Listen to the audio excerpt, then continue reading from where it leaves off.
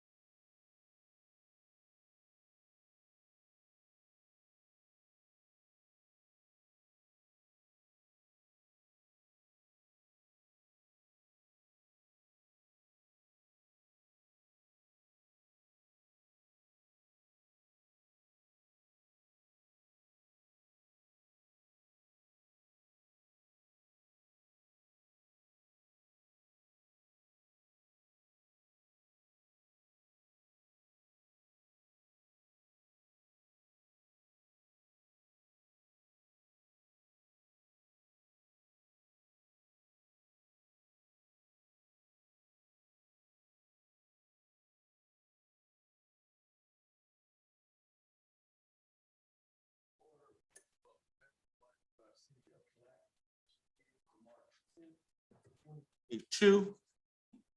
At this time, we're going to stand for our Pledge of Allegiance, as well as our invocation by Pastor Alonzo Mulberry, chaplain.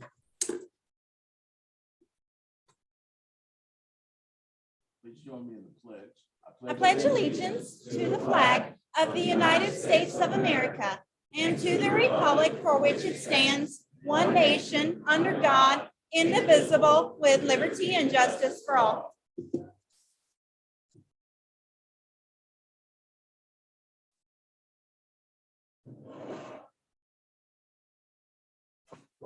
Thank you for this day. Thank you for this opportunity. Thank you for this chance to come together. Pray that you will look on us tonight and have mercy. Touch us everywhere. Touch our minds. Touch our hearts. Touch our will. Let your will be done, not ours. In the name of Jesus. Father, we thank you. These that are gathered here tonight. Pray your hand will be on us. Bless us the more. In Jesus' name. Amen.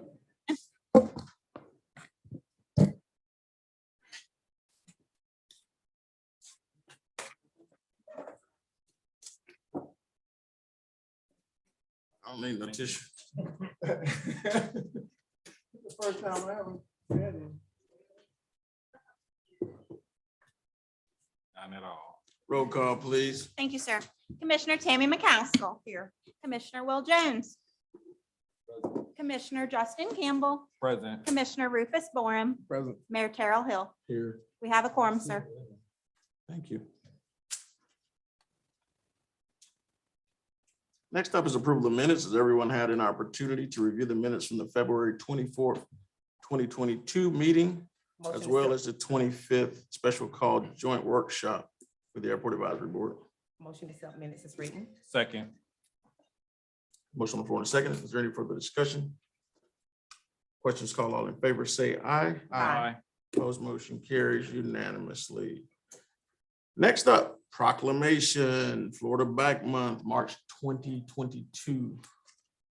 Thank you, Mr. Mayor. Whereas bicycles play an important role in the lives of Florida residents and visitors, providing an alternative active transportation option to a motor vehicle. And whereas the Florida Department of Health encourages all citizens to develop habits of physical activity, including biking to become or stay fit, avoid obesity, and reduce the risk of chronic diseases.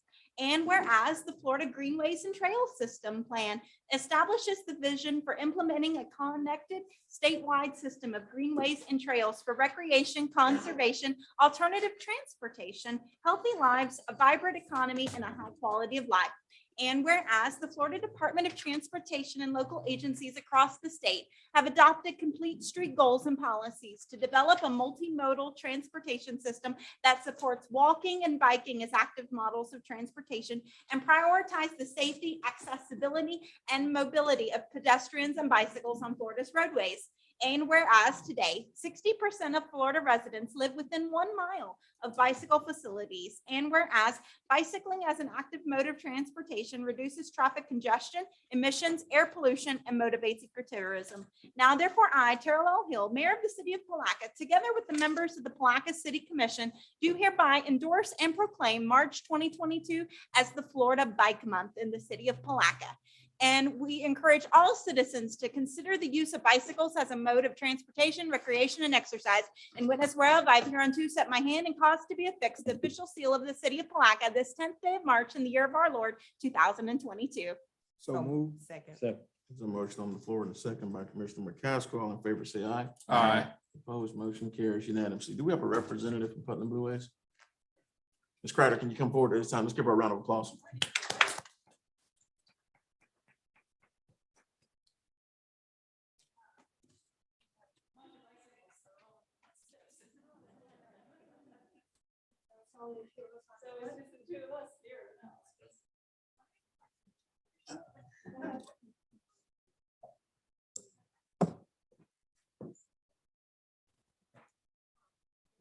While they're coming, while they're getting them, you want to give some words? We just appreciate the proclamation. It's a nationwide emphasis on Bike Month. And the wonderful trails that we have here in Putnam County. We only have, the fact that we're also the NBA trail. All right. Prototype. Let's give them a round of applause.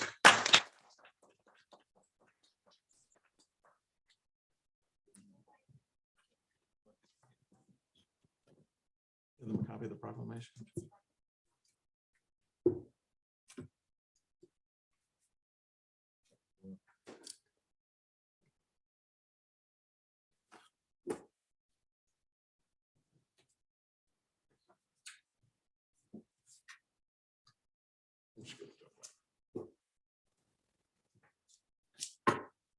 Next up, Florida Governmental Finance Professionals Week, March 14th through 18th. Ms. Shank's favorite week. Yes, ma'am.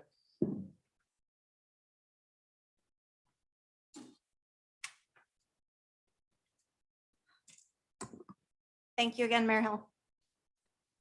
Whereas the Florida Government Finance Officers Association, FGOA, is a professional association founded in 1937, which serves more than 3,000 professionals from state, county, and city governments, school districts, college and universities, special districts, and private firms. And whereas the FGFOA is dedicated to provide its members opportunity through education, networking, leadership, and information. And whereas this Government Finance Professionals Week is a week-long statewide series of activities aimed at recognizing government finance professionals and the vital services that they provide to our community. And whereas during the week, government finance professionals throughout the state of Florida will be acknowledged for their hard work, dedication, and leadership. Now, therefore, I, Terrell L. Hill, Mayor of the City of Palatka, together with the members of the Palatka City Commission, do hereby endorse and proclaim the week of March 14th to March 18th, 2022 as Government Finance Professionals Week in the City of Palatka, and extend our appreciation to all government finance professionals throughout the state and here in the City of Palatka for their hard work, dedication, and leadership. In witness whereof, I have hereunto set my hand and caused to be affixed the official seal of the City of Palatka this 10th day of March in the year of our Lord, 2022. So move. A second. Motion on the floor in a second. All in favor, say aye. Aye. Opposed, motion carries unanimously. Let's give it up for Florida Government Finance Week.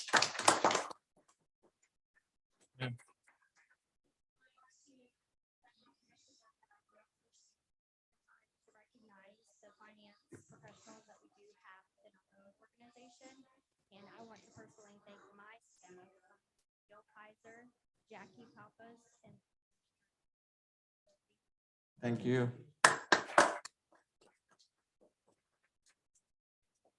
Next up is a special presentation. Baby Brain Builders Incorporated. This is Angela Mills.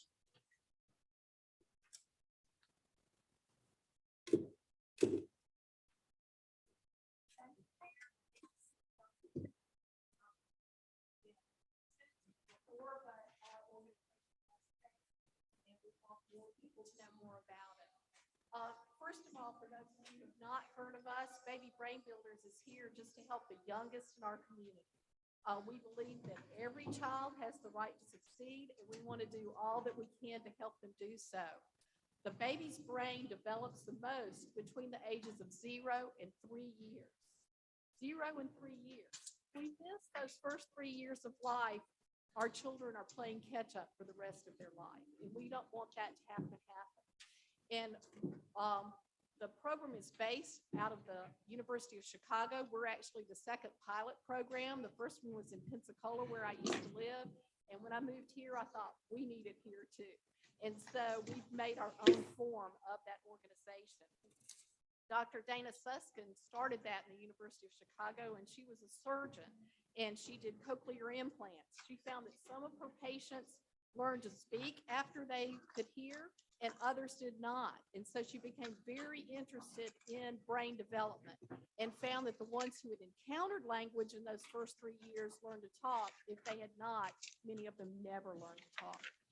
So she found that she started studying that and found that children who encounter 30 million words, now that sounds scary, 30 million, because I don't think I know that, but it means just over and over again, words. They can be the same words as long as they're delivered kindly and softly to those children.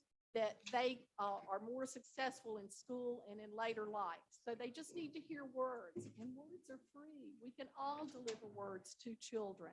And that can be done through talking to them. It can be done through reading. It can be done through singing. But we're just here to encourage any caregiver of any child to talk to their children. Unfortunately, with our devices, we're all tied to a telephone or an iPad or a television screen all the time, and we need to encounter those children. So she came up with the 3 T's. The first one is to talk more. Talk about everything in your environment with that child. The second one is to tune into that child. Put those devices down and just look at them. Even when they're 4 and 5 months old and they're beginning to coo and make these noises, make them back. That encourages vocabulary development. So we've got to encounter them, we've got to tune into them, and we've got to, I said talk more. Tune in, talk more, and take turns. The take turns was when they make the sound to make it back, even if it sounds like you're being silly. Okay, sorry about that. Have brain fade. I need brain development too. We're going to give each one of you one of our handouts. It shows you who's on our board. I've got our vice president here. Just today, I was talking to Lauren Shank about becoming our treasurer. We are constantly developing and learning more. One thing that we did in our early days was we wrote this book, The ABCs of Putnam County. As our children hear more words, we also want them to comprehend what they're hearing. And so we have pictures from all over the county so that when they see these places, they can go, oh, that's in my book. And it makes sense. It stays with them better. So it starts with like A is for angels, where burgers are best. You know, B is for the bridge that travels east to west. It's got throughout the county things that our children will encounter. So they're not just seeing some book from far off. We just recently, very excitedly, have gotten tied in with a program called Basic Insights. We'll be giving you this. It's also right up there right now. This actually started at Harvard University. A man named Dr. Ron Ferguson from Harvard came up with it. And I got to Zoom with him and he said, I love what you guys are doing in Palatka, but you're trying to reinvent the wheel and we've already got it invented. And so he is sharing, we pay a small fee for it, but he is sharing these. You can get 2 tips per week for your child, and it's based on the age of your child. There is no way we could have done that. So the messages change. You get 2 messages a week. One of them is a fact about your child at that age, and the second one is something you can do to help develop that baby's brain. On the handouts we're giving you, it says ages 0 through 3. Right after we had these printed, it changed up to 5 years. Their research team completed it up through 5-year-olds. So I'm going to ask you to participate with us. Like I said, we're going to pass these out. We're going to give everybody one of these. If you have a child you promise you will share it with, you may have one of these, but these are not free. We have to get these printed. So if you don't know anybody, just say no thanks, okay? But if you really will use it and give it to a child and read it to them, then you may have one tonight. If you're interested in our program more, you can have this. It has our address on the back. If you'd like to share funds with us, we'll be willing to accept that. Or if you know a parent that would benefit from getting a bag of books from us and some training, they can just scan their phone on here, just the camera. You don't have an app, and it will bounce up where you can sign up for that. The Basic Insights has a separate QR code. That's where you can sign up to get those text messages. So I just beg of you, I feel like we've got a bigger crowd than I ever anticipated tonight. And I just beg of you to please spread the word about baby brain builders. Okay? Any questions? Any questions from the commission? I want to thank you for bringing that, that information to us so that we will be more knowledgeable and aware of how baby's brains form. Okay, good. Thank you. They need to turn for sure, right? That's right. Any other comments from the commission? I think this is an awesome program. It's a great opportunity for us to really invest in the education of our youth early on and for us to really change the dynamics of how our kids learn. So as they begin to enter into pre-K and other programs, we've already created a foundation that will go with them for forever. And we appreciate you for bringing the program to Putnam County. Well, thank you. for investing your time, your energy, and committing the community to it. And we just want to tell you personally that we thank you and we are in full support of you. Thank you. One thing we need to remember is that babies are not born smart. I think some people think, oh, you have smart parents, you have smart children. They have to be taught to be smart, and we all can do that for our children. Thank you. Thank you very much. Next up is employee recognition, life-saving awards presentation, Black Police Department life-saving awards. We have 5 honorees today. Captain Williams. You guys can come and assemble across the front. Hey man, somebody must be on tape. All right, I won't take up too much of their time. I'll be pretty quick, and I know it'll be excited if I don't leave them up there too long. So we're gonna get right to it. In the early morning hours of March 3rd, 2022, Palatka police officers Solis, Hinton, Plyman, Robinson, and Putnam County Deputy Butts responded to a drug overdose call at a residence on Cherry Lane. When the officers arrived, they found an unresponsive man inside a bathroom. The officers determined the man was in fact suffering from a drug overdose. The officers immediately started first aid and administered Narcan nasal spray. Narcan is an opioid neutralizing agent which the officers carry for emergency deployment in cases of life-threatening drug overdoses. Due to the man's overdose state, the officers had to administer multiple doses of Narcan. Putnam County Rescue, who also responded to the call, later transported the man to the Putnam County Medical Center for further treatment. Later in the evening, a follow-up of the man's condition was conducted, and we were informed that he was in fact recovering. Without the quick response of the officers and deputies and rescue staff, this incident could have easily ended in tragedy. So we thought it would be extremely appropriate to recognize these young men for their quick actions, and as a result of that, actually saved the person's life. So we give them a round of applause.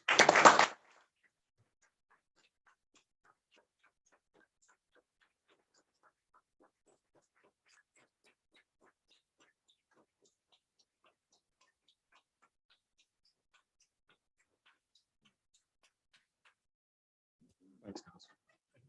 Any speeches? You got a speech? Hinton?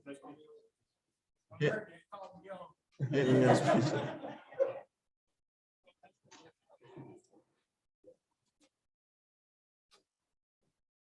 Next up, we're going to take one item out of order. I need a motion. I want to take the Blue Crab Festival conversation out of order. I want to take it as an emergency item. I'll make a motion that we accept the conversation with regards to the Blue Crab Festival as an emergency item. Second. Motion on the floor to second. Is there any further discussion? Motion, all in favor, say aye. Aye. Opposed, motion carries unanimously. So just to have a quick conversation.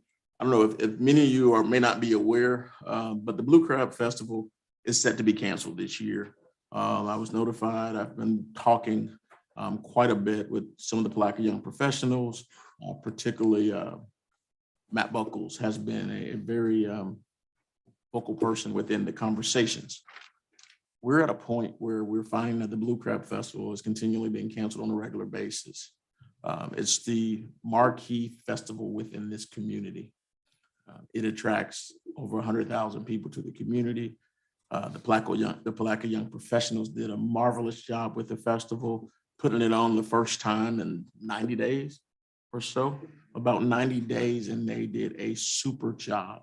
Unfortunately, with the COVID-19 pandemic and some other unforeseen circumstances, they're unable to continue on with Blue Crab in the same manner, but they have committed to sharing what resources they have, as well as any information that they've gained along the way, as well as other individuals within the community. The reality is we've got about 75 days left before Memorial Day weekend. And there's an opportunity for the city to step in and put on a Blue Crab Festival, but it's going to take a lot of training. It's going to take a lot of work. It's going to take help from volunteers to make this a reality for this community as a whole. There are many vendors, there are many community businesses that depend on the festival as a source of income during this time period. And so I think that that opportunity exists. Since the conversations have come up, Mr. Buckles is here to answer whatever questions we may have, but since that conversation has come up, on Wednesday, I went to my Tourist Development Council meeting where we were able to get approval if the commission decided to move forward with taking on the Blue Crab Festival as a city event. We got approval to have as a large scale event, $25,000 in funds from the Tourist Development Council used for the purposes of advertising, as well as some other approved expenses as seed money for us to be able to put the festival on. It's my belief that in order for this festival to go on with the limited resources from a staffing standpoint, as well as knowledge of putting on festivals, it will require us to hire a promoter to do the majority of the work. It will require us to put resources from the city in place. We have a copy of the budget from PYP, which kind of breaks down what the expenditures were in totality.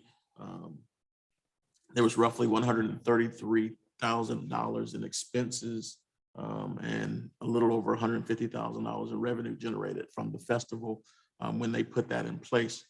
We've got some local business owners who've committed as well to putting resources in as well to make the festival a reality. And they've also committed staff if the city is so inclined.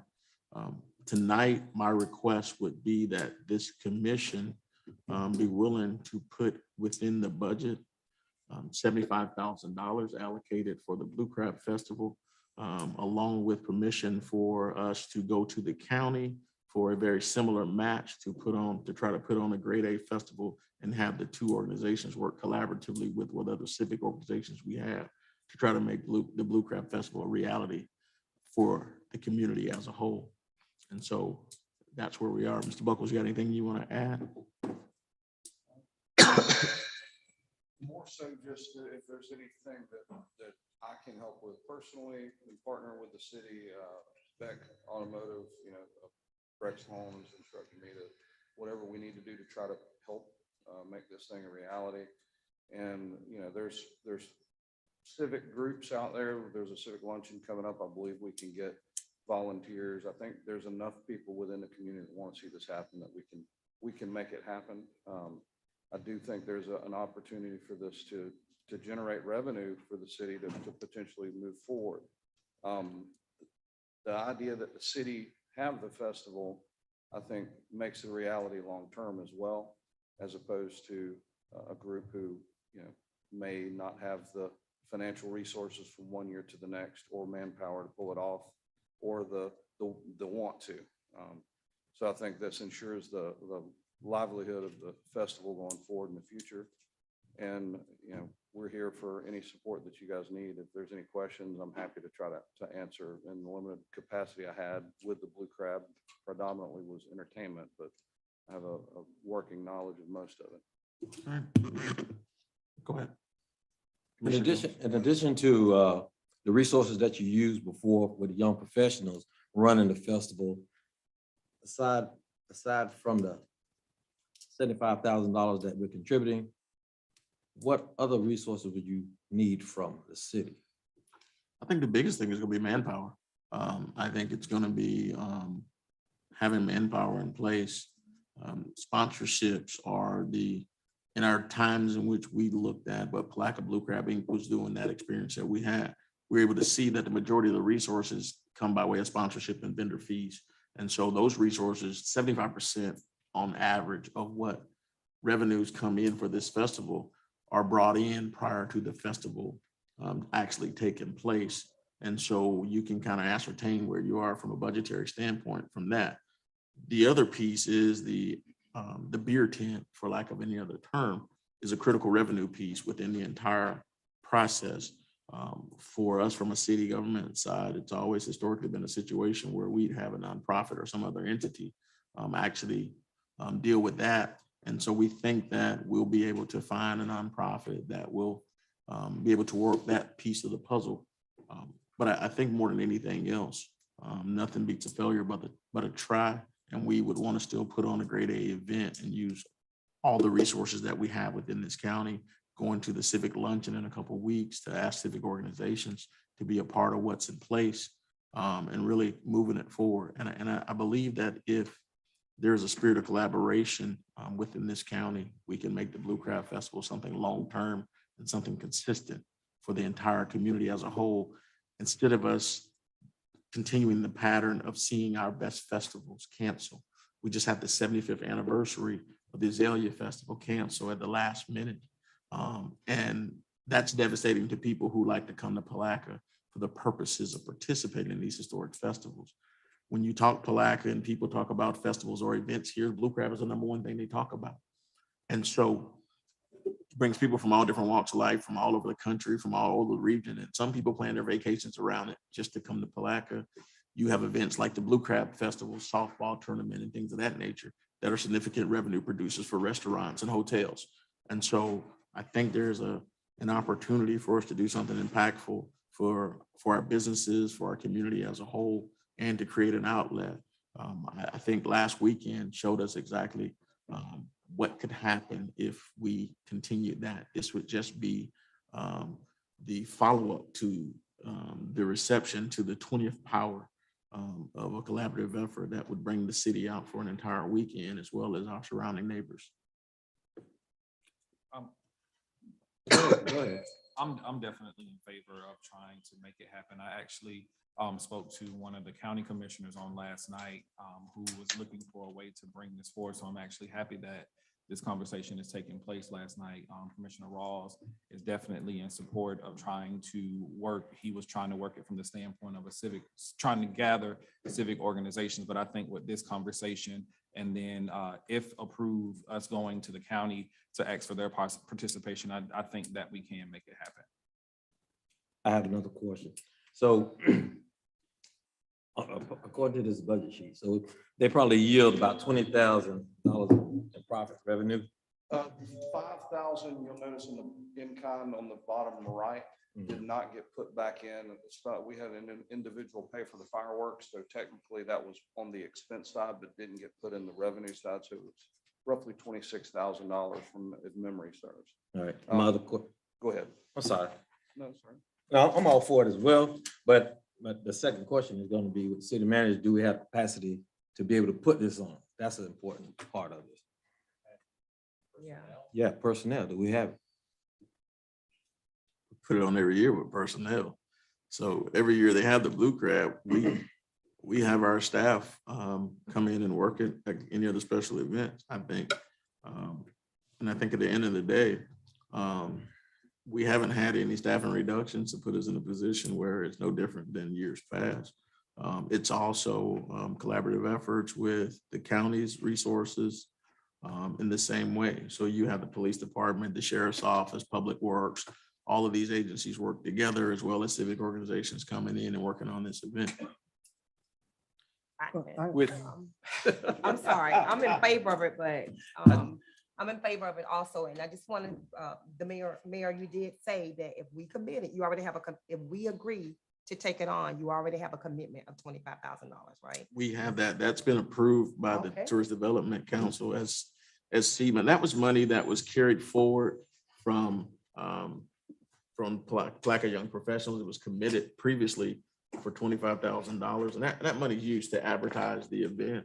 But that's not the resources that will be used as it relates to the other portions of the event, from T-shirts to to funding, to all the other things that are inside of this budget, fireworks, all those other things. That's not a part of that. Paying for the bands and some of the other things are there as well. This is the entire budget, right? The 133 that's estimated, or? That was the entire actual budget on the. Oh, no, I'm sorry, hold On the on. bottom, there you go. 152 Yeah, is the income. estimated, and then the actual Yeah. Yes, sir. 132, so the 132 was the actual? We anticipated about a 40% increase based on what's going on in the economy. But we also have funds committed from private individuals to try to help make this a reality. I think with the city and potentially the county, I think that it's going to make money. It's not a question. It's just a question of how much you're going to make to roll into future events or whatever you guys want to use the funds for going forward. So if the city opt to give 75 and the county opt to give 75, and then the Tourist Development Council gives 25, that's 175. 175? And I would say we would go well above that in contributions from sponsors. Right. So the question is, how does that work? I guess we could maybe put up the funds available, and then as you know, as you get funds in or whatever, that could possibly reduce the amount. That's what I'm hearing. Or How do you recoup your contribution? That's your right, question? no, well, not if we're gonna help put the event on, it was 132 last year. They estimating 40% increase. So if this between the three entities, you got 175. That's just three entities, and then if you possibly get additional funding from other agencies or whatever, then instead of just giving out those funds, and we just participate as much as we need to between the county and the city, and if we're gonna get to 25,000 and just flush that, I mean, not flush it, but use that for the event. And then the rest of the funds that we have, we can contribute to that as they get money. Yeah, if I understand what you're saying, absolutely. You would pay as needed. Right. Instead of just saying, okay, here's the 75,000. Because again, there is a component in there where, there could be some revenue generated. Significant. Right. And Yep. so Yes, sir.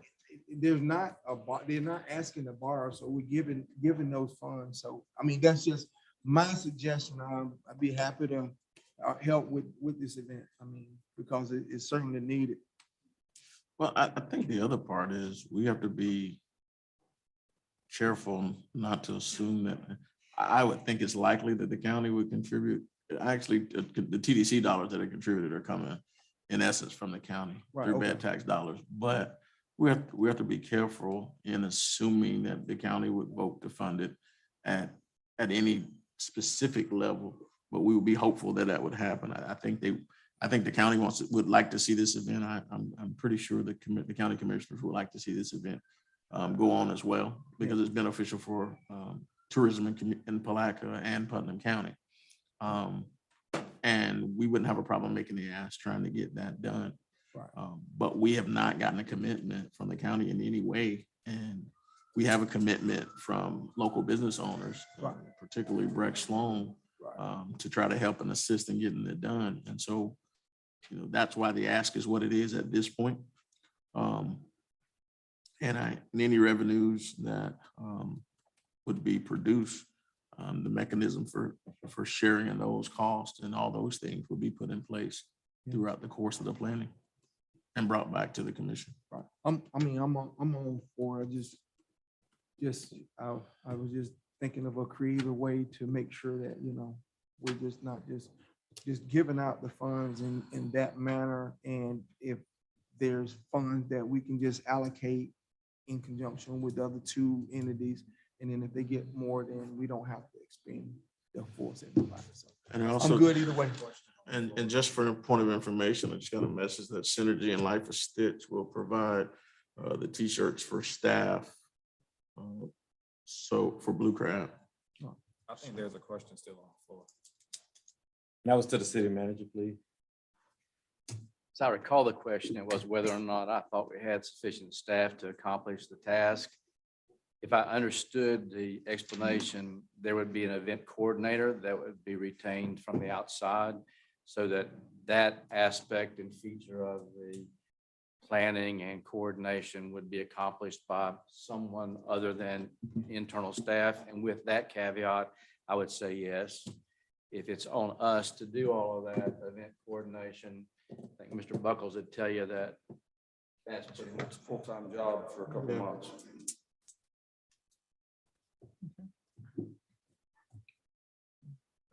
That's all. Any other questions? Comments, concerns? If not, I'll entertain a motion. A motion to approve.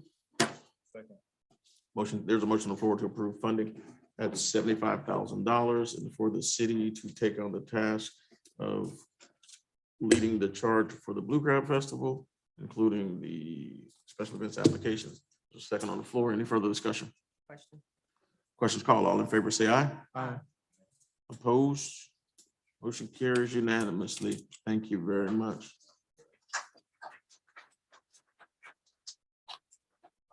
So this is an all hands on deck situation. We hope we have as many people volunteering as we do in this room tonight.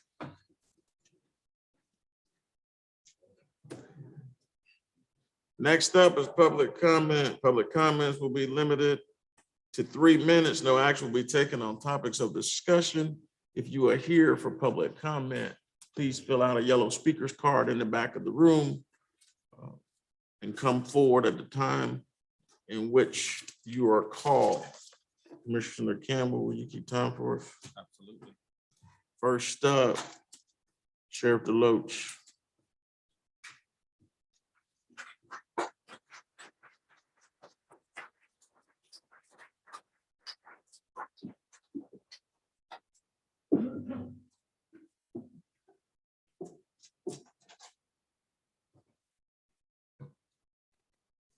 Good evening, members of the commission, staff, and those in the audience.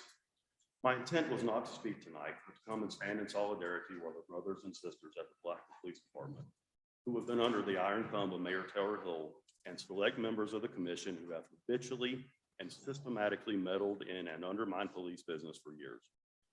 To ensure that I'm not misunderstood, I've memorialized my thoughts to paper and will provide the clerk with a copy to be included in the record, and each of the commissioners, as well as the city manager and attorney, with a copy as a courtesy.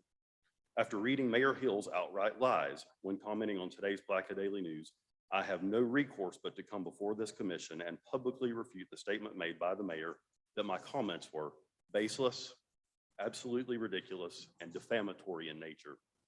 Mayor Hill told the newspaper he has never interfered with a traffic stop and supports the police working closely with the community they serve. That is a false narrative. I have personal knowledge as to the untruthfulness of Mayor Hill's comments and requested through public records of the police department for body-worn camera footage of specific events. I also have individual accountings from officers to corroborate these actions in cases where camera footage was lost because of the retention schedule. These personal accounts and body camera footage directly contradict what the mayor told the newspaper yesterday. Additionally, the mayor said he does not represent defendants in cases involving the Palatka Police Department and misses out on over $100,000 a year because of this policy. Included in the package, you will find notices of appearance and accompanying documents filed by Terrell L. Hill in criminal cases with the Palatka Police Department. Of particular interest is case 2021-2014 MM, where Mayor Hill filed a motion to withdraw as counsel at 8:12 p.m. last night after he lied to the newspaper reporter about his involvement in Palatka Police Department cases. Any ethical person could clearly understand that as an attorney admitted to the Florida bar to practice law, as well as subsequently elected to office with decision-making authority and control over a law enforcement agency, has no business accepting clients in cases initiated by that agency. This calls to question, sir, if you have ever actually took the ethics training required by Florida statute and checked the box on your annual financial disclosures, or is your moral compass broken or just outright missing? 30 seconds. Mr. Mayor, the chickens have finally come home to roost. In the February 25th, 2022 edition of the Palatka Daily News, you were quoted in part as saying, "We've got to address home first, and we've got to make sure that the citizens never lose our trust."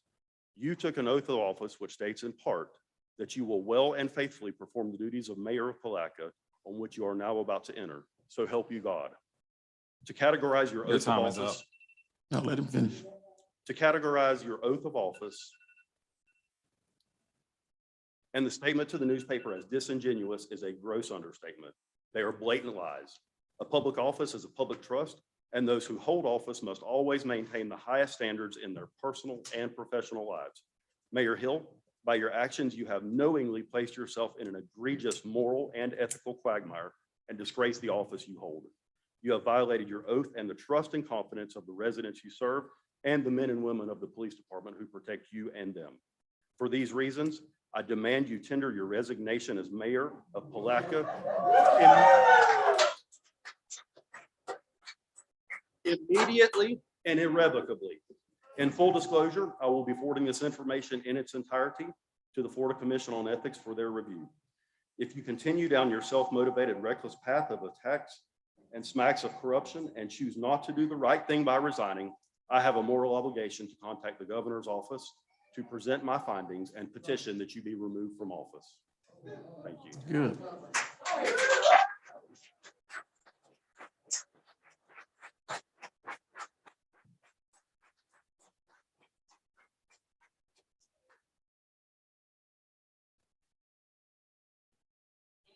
And I will respond immediately after public comment.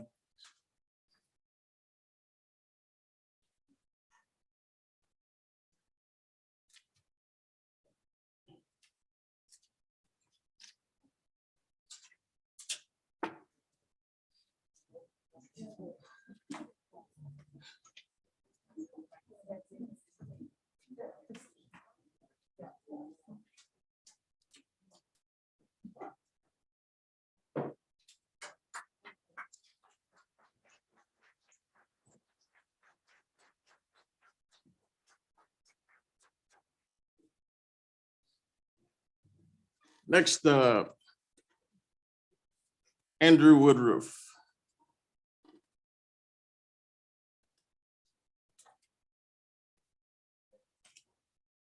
Yeah.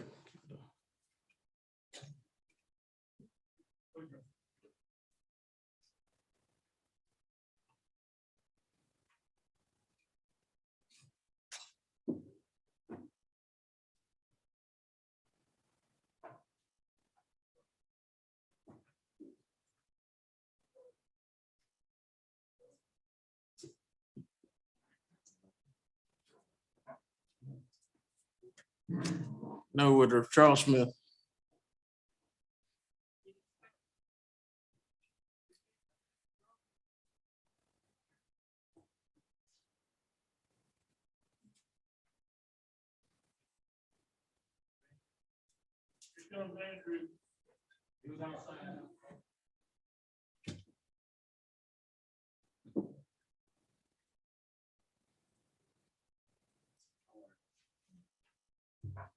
Just come up, give your name and address for the record. Andrew James Woodruff, 606 Kitty Ave in Interlochen. So pretty much, I guess I just wanted to, I had a run-in with law enforcement probably about a month or so ago. 3-time convicted felon. My whole life I've been in and out of trouble, got my life cleaned up. I was scared to death when law enforcement showed up, pretty much. Didn't know, I'm used to always having, the bad end of the stick, but the officers that showed up, I mean, they went above and beyond, in my opinion, to diffuse the situation that was going on and make sure all the parties were, taken care of. And it really just, it made me feel a lot, it made me feel different. I mean, I'm 38 and I've been in a lot of stuff, a lot of trouble, and the way I look just makes me look bad when it comes to law enforcement. And I was really impressed the way that they handled everything that night. It changed my mind toward, it made me look at them differently, and yeah, that's pretty much what I got to say about that. Like, it really,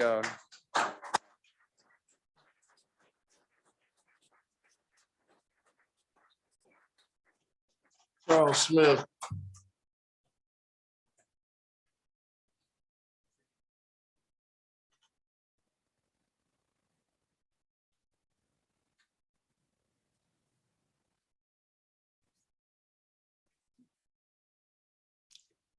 Give your name and address as you approach. Charles Smith, 182 Western Road, Palatka, Florida.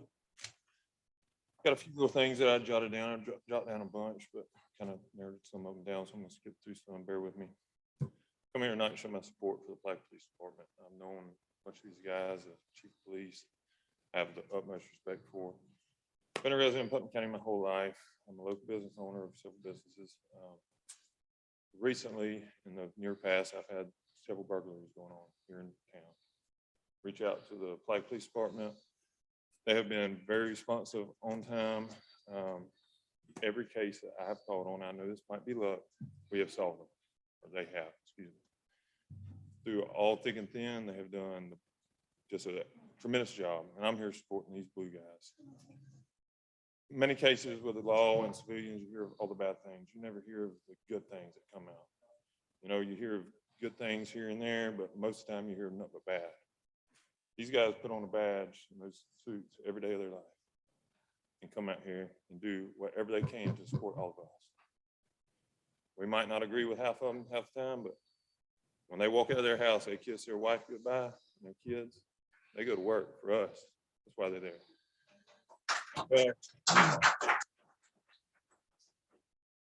They're here to protect us. I don't know, man. I don't even know where to go with this, but not all cops are bad. I'm sure there's a bad apple somewhere in the tree. I mean, there is. But I'm here tonight to assure you, before everybody here, all you commissioners, everyone that worked for Chief Shaw is in here. Chief Shaw will weed out the bad apples. I can promise you that. And he will sit there and he will do his best to uphold him. No, Chief Shaw ain't here tonight. I wish he was, but he has done a tremendous job. And I know most of us don't have the same thought that I might have, but I have nothing wrong with the city police department. They have done everything in their power to help me, my family, and I think the rest of them. So I think we need to give them real respect. Ride-alongs are free. I mean, you can go out on a ride-along every night. All you got to do is call them and say, hey, man, I want to do a ride-along. You go out with them. I went out with them. It changed my whole perspective about what these guys do every day when they put that badge on. So that's pretty much all I got to say, guys.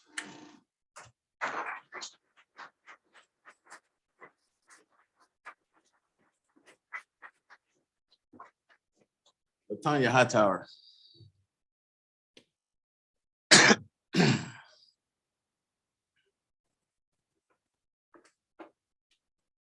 Tanya Hightower.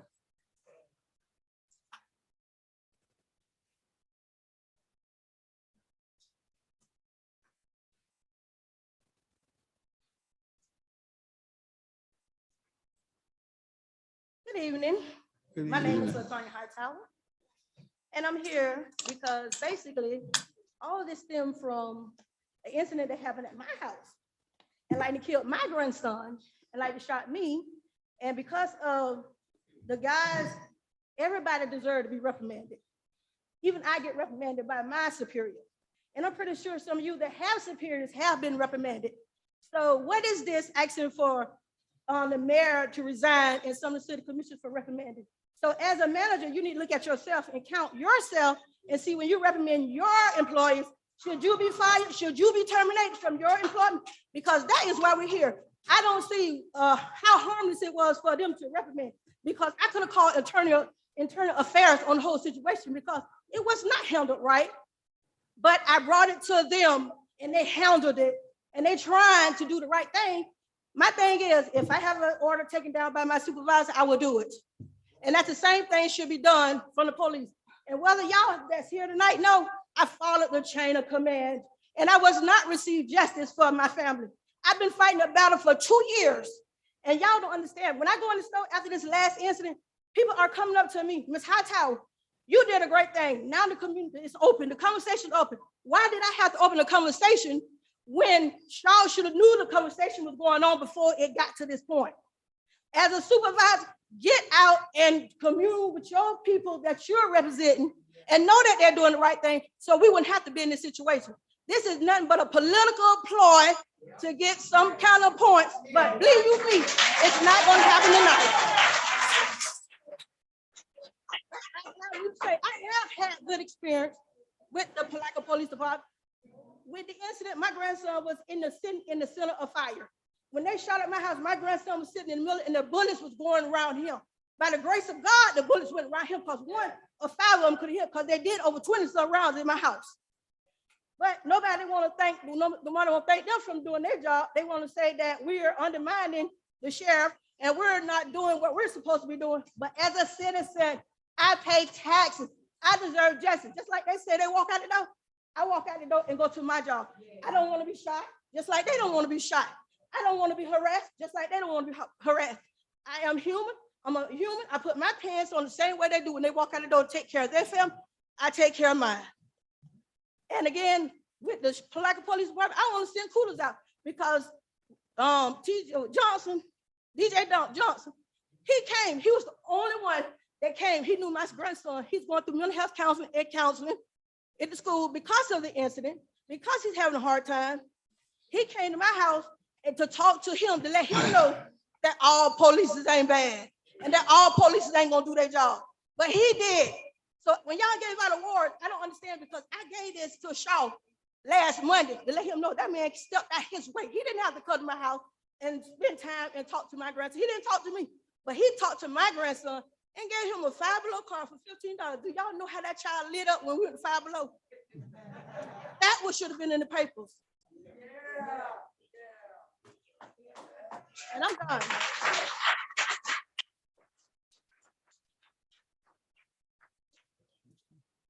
Thank you. Ontario Smith.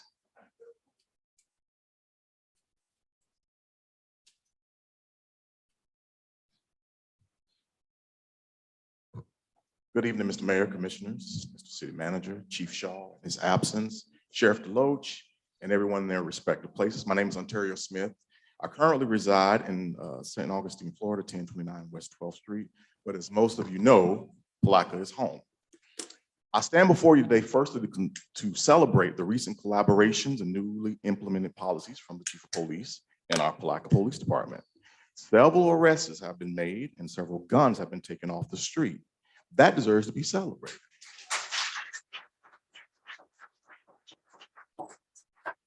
However, I still have a small alt against our beloved police department.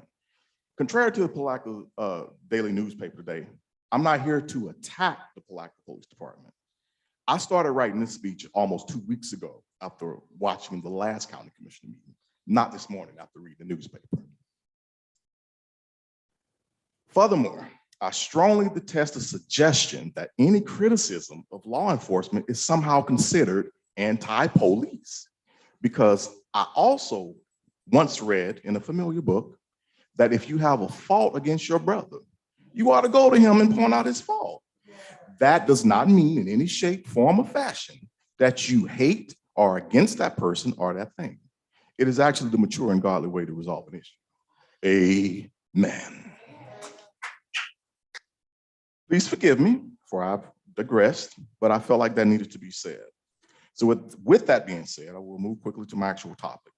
Over the past 7 years, there have been 18 homicides within the city of Palatka, not within Putnam County, but specifically within the city of Palatka.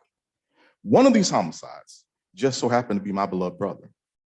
My brother was my only sibling. As his only living sibling, I am standing this evening to finally speak on his behalf. Over the past 7 years, I've been contacted by several individuals with information concerning my brother's case. I've informed them how to contact the detectives at the Palatka Police Department. Most of them have spoken with detectives, yet nothing has come to fruition. After 7 years, we have yet to receive any updates or even a follow-up, not one. I started my career with the District 23 Medical Examiner in November 2018. Since then, it has been my sad duty to perform the autopsies of 12 of those 18 homicides that have taken place within the last 7 years in my own hometown. Most of these cases are unsolved, and it almost feels that we, the families, have been forgotten about.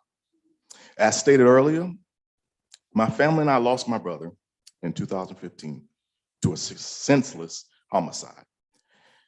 At times, it is very difficult for me to serve in my position at the medical examiner's office because it's starting to feel as if I'm able to help other families that have lost their loved ones due to violence and assist law enforcement with the evidence that we discover during autopsies, evidence that often helps obtain convictions in many of those cases.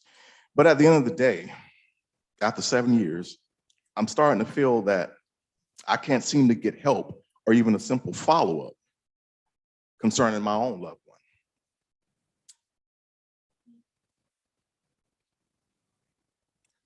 In lieu of the recent discussions concerning the violence in the city of Palatka, I felt the need to join this conversation. You see, my family and I have sat quietly and patiently for 7 long years. That ends today.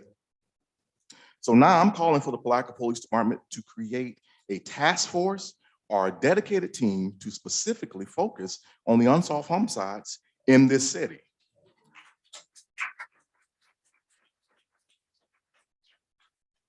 I want to inform you of a saying that's going around town. That saying is, if you want to get away with murder, you should do it in Palatka. That's a sad saying to be going around our city. I personally researched the records in my office and discovered that 3 of those homicides have occurred within 3,000 feet of the actual police department building. Homicides are basically happening at the front door of the police department. It's no wonder why that saying is circulating around town. And sad to say, but I'm starting to believe it myself. I would like to submit a few thoughts to you all this evening, because I do believe that if you're going to criticize, you should also be prepared to submit a possible solution to the problem.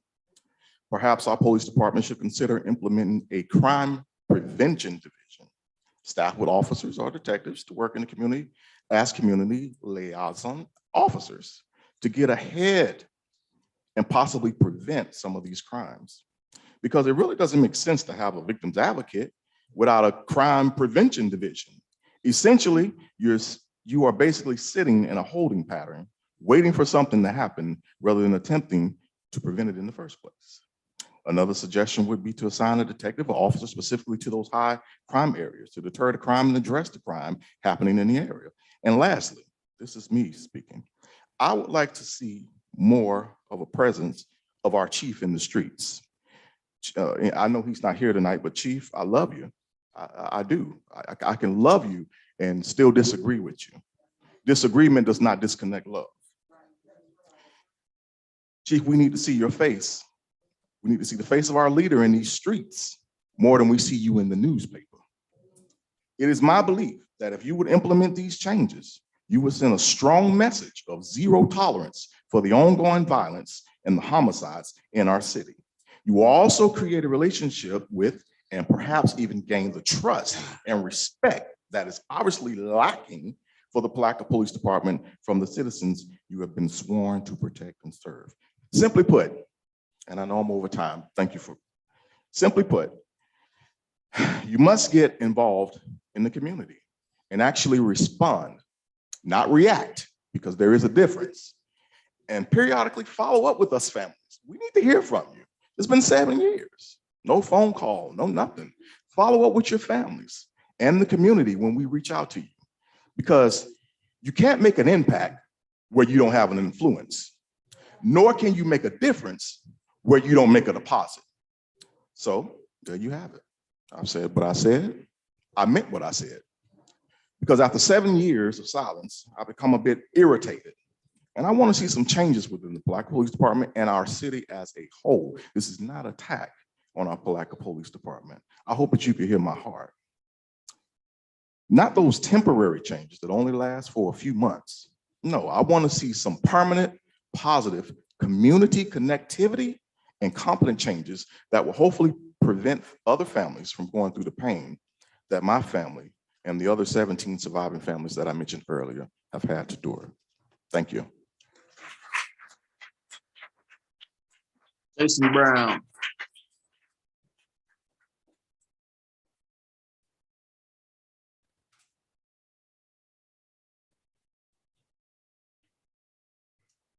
Jason Brown, 524 Elmwood Avenue.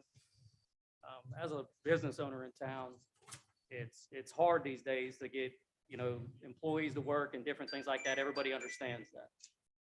For Jason Shaw, I'm gonna say this much, and I apologize names, I'm 500 things going through my head.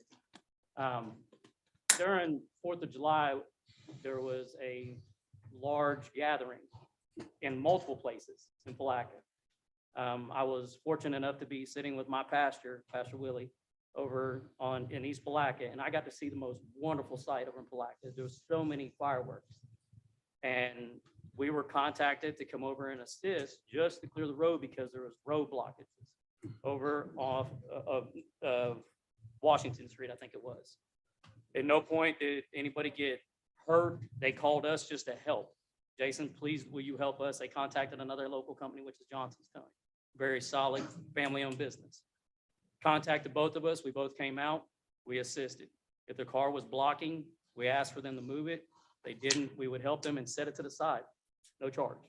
That was just move it. During that time, Shaw was out there along with a lot of other police officers. And there was a lot of mortars going off towards me, towards them, towards, different people, whether it was a mortar or a gunshot, I don't know. The involvement that these guys have is insane. I get to see you guys personally, all of you. I can look in here and probably see a face that I have either helped, been there, unlocked a child out of a car, helped you out. It doesn't make a difference whether it's over on the Riverside or it's over by, Sykes or where it's at. I've seen every one of you. I've seen all the officers on off times. I've seen them during business times. I've seen them at their worst. People make mistakes, yes. Have I made mistakes? I'll own every one of them. Stand here. If you say it, we'll discuss it and talk it. So my thing is just to say that, these guys are out there. You guys are at home at 3 a.m. when I got to go out and work a fatality that they've already been at. They are at home at 3 a.m. when I'm out again working a fatality. These guys just go out there relentlessly seeing things that are just horrid, and they continue to come back.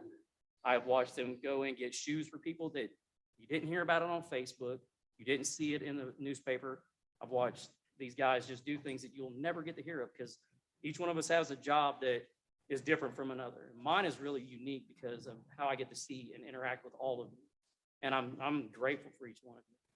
So as far as the police department, and they go above and beyond. The sheriff's department, the Palatka Police Department, FHP, we have got so many things that y'all have no idea go on during the night and the day that these guys deal with. So as far as I'm concerned, I'm out all times of the day. And I'm an owner operator, so I feel like I never sleep. And I see these guys constantly. They're more family than sometimes I get to see my own. So if you don't think they're out there, maybe you're just, maybe you're not out at that time. They are patrolling your neighborhoods. They are patrolling, they're up and down. I've had over $200,000 of my own property a year ago, destroyed and stolen. Just because it was me didn't mean a difference. They contacted me, Jason, this is what's going on. I need your information. I need you to tell me what's going on. Okay, I've got an 18-year-old son that has been pulled over. It doesn't make a difference who you are in this town. My son got his ticket. I don't want anything for free. I'm not going to ask for nothing for free. And these guys don't do it that way. Okay, I don't know if that's me, and I'm sorry. But that's my piece. These guys, they'll help you no matter what. I've had conversations in the sheriff's department's office. I've had conversations in the Palatka Police Department's office, and we've all been on the same scene at times. So it's, if you want something done, the way I always tell my employees, you have a problem, you bring a question, you better bring an answer. Bring it, okay? Be able to answer something that you're asking, okay? And then come to a group and be like, okay, how do we fix it? Nobody's gonna get anywhere if we just keep fighting each other. So if we'll talk to each other, sit down and talk and have a conversation, not one heated person, nobody's better than the other. So thank y'all for listening.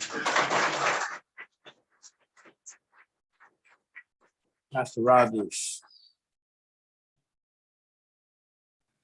Good evening. I was prepared to have this high-minded conversation tonight, but listening to the words of the sheriff, I have completely changed what I wanted to say. I have been on scene with our sheriff and our police department to offer ministerial assistance on several occasions, and I've seen the professionalism of our officers. I think tonight I witnessed something that I did not ever think I would see. The highest ranking elected official within our county stand to openly attack the highest elected official within our city. And I find it highly irregular and unacceptable. The meeting that was videoed and was sent around of the sheriff calling on tonight was in the context of politics, but it rang the words that are ringing in our ears collectively of January 6th. Calling for a mass showing tonight to openly attack the mayor of the city for simply doing his job as an attorney is beyond the pale. I do not believe that that is something that we should experience in the context of our elected officials, and definitely in the context of what's going on overseas in Ukraine of the attack on democracy. I think that is an attack on democracy right here. For the duly elected sheriff to call on the duly elected mayor to be removed, that he has been voted in by the people of this community. I find it highly irregular that the politics of the day has come to our community. We are not DC. We are not New York, Los Angeles. We are Palatka. And the one thing that I've experienced in being in Palatka is for Palatka. And we are in the middle of seeing the vitriol of the political process be visited on our doorstep. And it's unacceptable. We're bigger than this. We're better than this. And we should be beyond this. For political attacks to be levied against individuals doing their job is just unnecessary. And I will say this, I was at the meeting on Thursday, and this city commission did not attack the chief of police. They empowered the chief of police to address the issues of the parents that was attacked. My church, this house that was shot where the little boy was sitting at the table, stands in the shadow of the steeple of the church where the Lord has placed me. And when the city came out and cleared the lot, they found over 20 shells that should have been placed into evidence.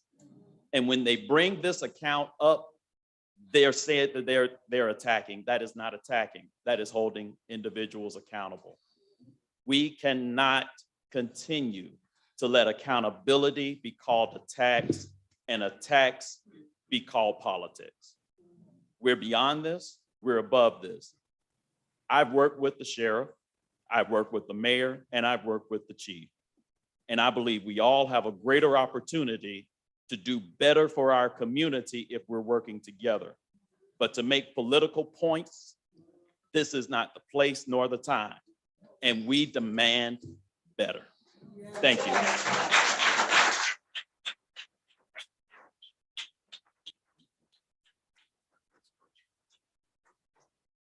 Pastor Canty.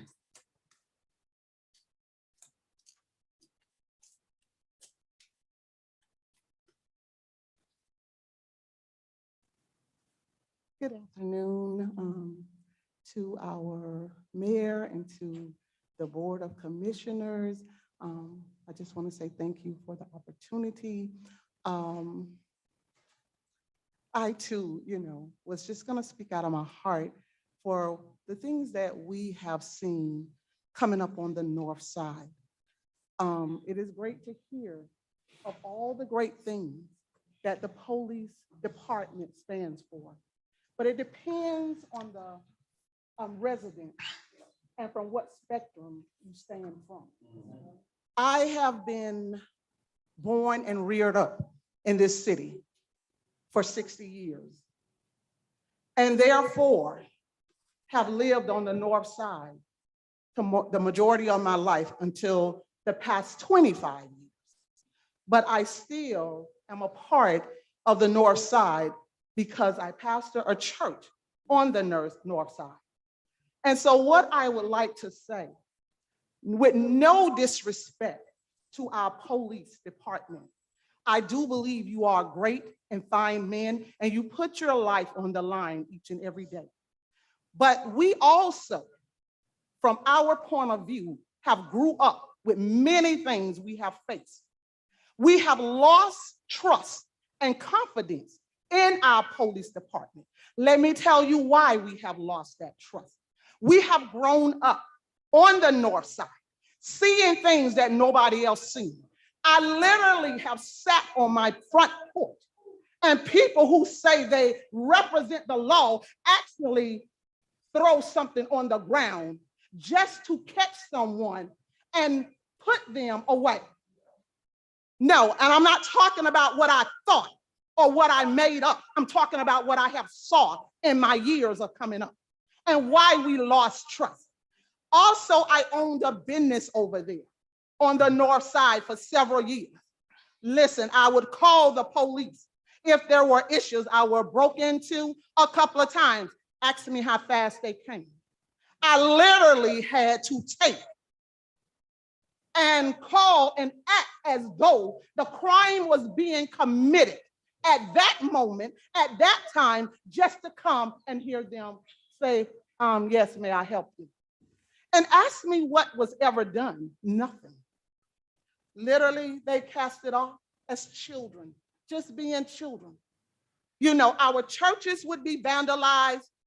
I can't remember not one single time everyone or anyone, police officer, followed up or even said they had someone that they had arrested.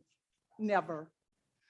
We have literally seen our children. I lived in the north side where there was high crime on 16th and Eagle Street while my children were young. And I want to say this, many people from the north side have grown up and became great citizens and went out and done great things. So to monopolize our city on the north side and make it just seem so terrible. But where have the police department been? I have not seen officer friendly anywhere. I have not seen you all engage with our young youth. I was a part of a, north side ministerial. We talked to the city Palatka police when we would hear about young men getting killed. And we would be told, let us investigate, let us do our job, let us get with the body cams. Well, guess what? They never got back with us. They never answered questions. So how do we supposed to feel? Thank you for all the ones who came up and gave them their due respect. And no one would take that. And I would never take that. I have been a law-abiding citizen, and many more people have been. But to take it from the angle to say that we shouldn't have the concerns, and for the people who sit, who never lived on the north side and can clap their hands at a speech that sounds well. Listen, no disrespect, Sir Kilo, because I have walked beside you. I have had conversations with you. You have showed up when we would have Martin Luther King walk. But let me tell you some other things. You have also, you attacked the mayor, and I don't have a problem with you speaking, but let me speak as an individual. I have seen deceit in you from the highest level. You say one thing, but your actions show another. You have came on the north side and rubbed elbows with the Black community, and yet you turn around and do something totally different. I want to say this, and I will be finished. Our mayor, I am, proud to say he is our mayor. I have seen growth in Palatka, something we have not seen for a long time. We have been seeing housing development begin to start. We have seen roads being repaired. We have seen beautiful signs put up. We have seen the red lights taken away. And oh, we forgot about all of that. So let me remind you, just in case you talk about his unprofessionalism, let's talk about the great things he have done. Thank you very much. Tammy Cruz. Wasn't planning on talking. Can you give your name and address, please? Oh, Tammy Cruz, 119 Myrtle Wood Point in East Palatka. So this is more going back in the blue. I come from a long family of law enforcement, and my kind of thing goes to this. So I watched the city commissioners meeting the other night, and I think I agreed mostly with you, Mr. Justin, when you said that it starts in the city, but then it kind of goes out into the community. And I get it. So I kind of was a little upset with the way maybe you three kind of handled it more so, though, because I feel like as a leader, I feel like that maybe Jason and the city of Palatka need to look towards you guys as leaders to give them answers. And I feel like all of these men, women, young people, whatever, yes, it's their job. They chose it. They sure did. But guess what? They still put that uniform on every day. They get up, they leave their families. Yes, it's their job, and you can turn your head and smile or whatever. It doesn't matter, but it's their job. They leave their families at home, and they have kids. They have small kids. They have a family, wives, husbands, or whatever, that they don't know if they're going to come home. They don't know. So I just have a question. So I think that, the leader of Ukraine, what did he do when his people were attacked? What did he do? Does anybody know? What did he do? Did he put on a uniform and he went out there and helped and he fought with them, right? Did he? Is that what he did? Okay, so that's what I'm asking you. When's the last time you guys did a ride along with the city of police? When's the last time? I want to know. When's the last time, Mr. Jones, you did a ride along with the city of police? Have you done a ride along with them? What about you, Mr. Hill? Rufus, Tammy? I'm just asking. Let me answer one thing. Sure. Before you come in here, just hear me out. Sure. Before you come in here and start attacking. I'm trying not to attack. But you are. I'm trying not to. No, I'm just saying, we have to do it together. I want you to sit with me and let's look at. No, because you were the one the other night basically threatening Jason, because you said his job. Well, if he's not going to do his job, I watched it. If he's not going to do his job, then we will help. But that's not how you said it. And we offer him resources to do his But job. here's the thing, he's looking for you. They're 8 people short. They're 8 people short. I've been working on this since 2015. So I got as much information as you want to share. And I don't want to get down into the. No, but we have to do it together. We have to protect our children. Look at this lady's getting her house shot up. We have to protect everybody, north side, east side, west side. It doesn't matter. We're a community. No, I'm not. I'm just saying, when's the last time we all have to get together? We have to put together. It doesn't matter. Black, white, red, yellow. It doesn't matter. These people are out there giving their lives. And all you guys can do is, just say, everybody, go on a ride along, walk the streets, let them see everybody's face, get together, let's all do it, do whatever. That's what I'm saying. When's the last time that you offered full support? Did you really listen to I did. I sure did. So have you been following us since 2015? And what have you done in the last 7 years to help the police department? I'm not going to put everything out that I've done. I got everything in emails, text. Emails, text, conversations. And okay. Absolutely. Then if I'm wrong, I'm wrong. But the way that you were the other night was very wrong. Because you're looking at it from one side. And I would like for you to do some research before you come in here and attack. I was not trying to attack. I'm just saying you have to support. It's support. A lot of information. It is support, though. You have to support. Support. You have to support everybody. Not with just documents and not just saying things. People, business out there, I would rather sit down with you so you can have a better understanding. Perfect. I don't want. When are you free? I don't want to have to do that. Perfect. I'll make an appointment. Absolutely. I would love. Perfect. I would love to too. Thank you.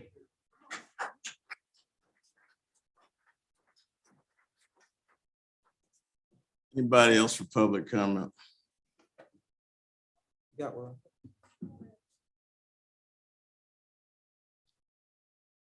It's two sides to every story.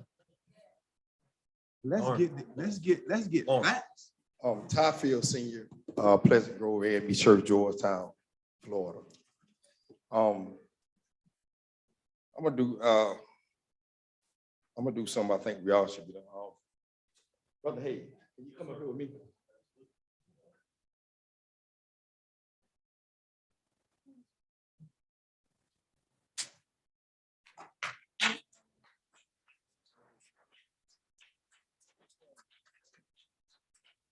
I'm not, like I say, let it be known, the mayor's my friend. Police Chief Shaw is my friend. Got Hayes here is my friend, good friend. But I think, I'm not gonna get up here and comment about what should be done and this, that, but I think that we can all learn something from the conversation that just been had, which means we need to come together. And I heard someone say, well, when the last time we had a ride along? Or when the last time they rode in something?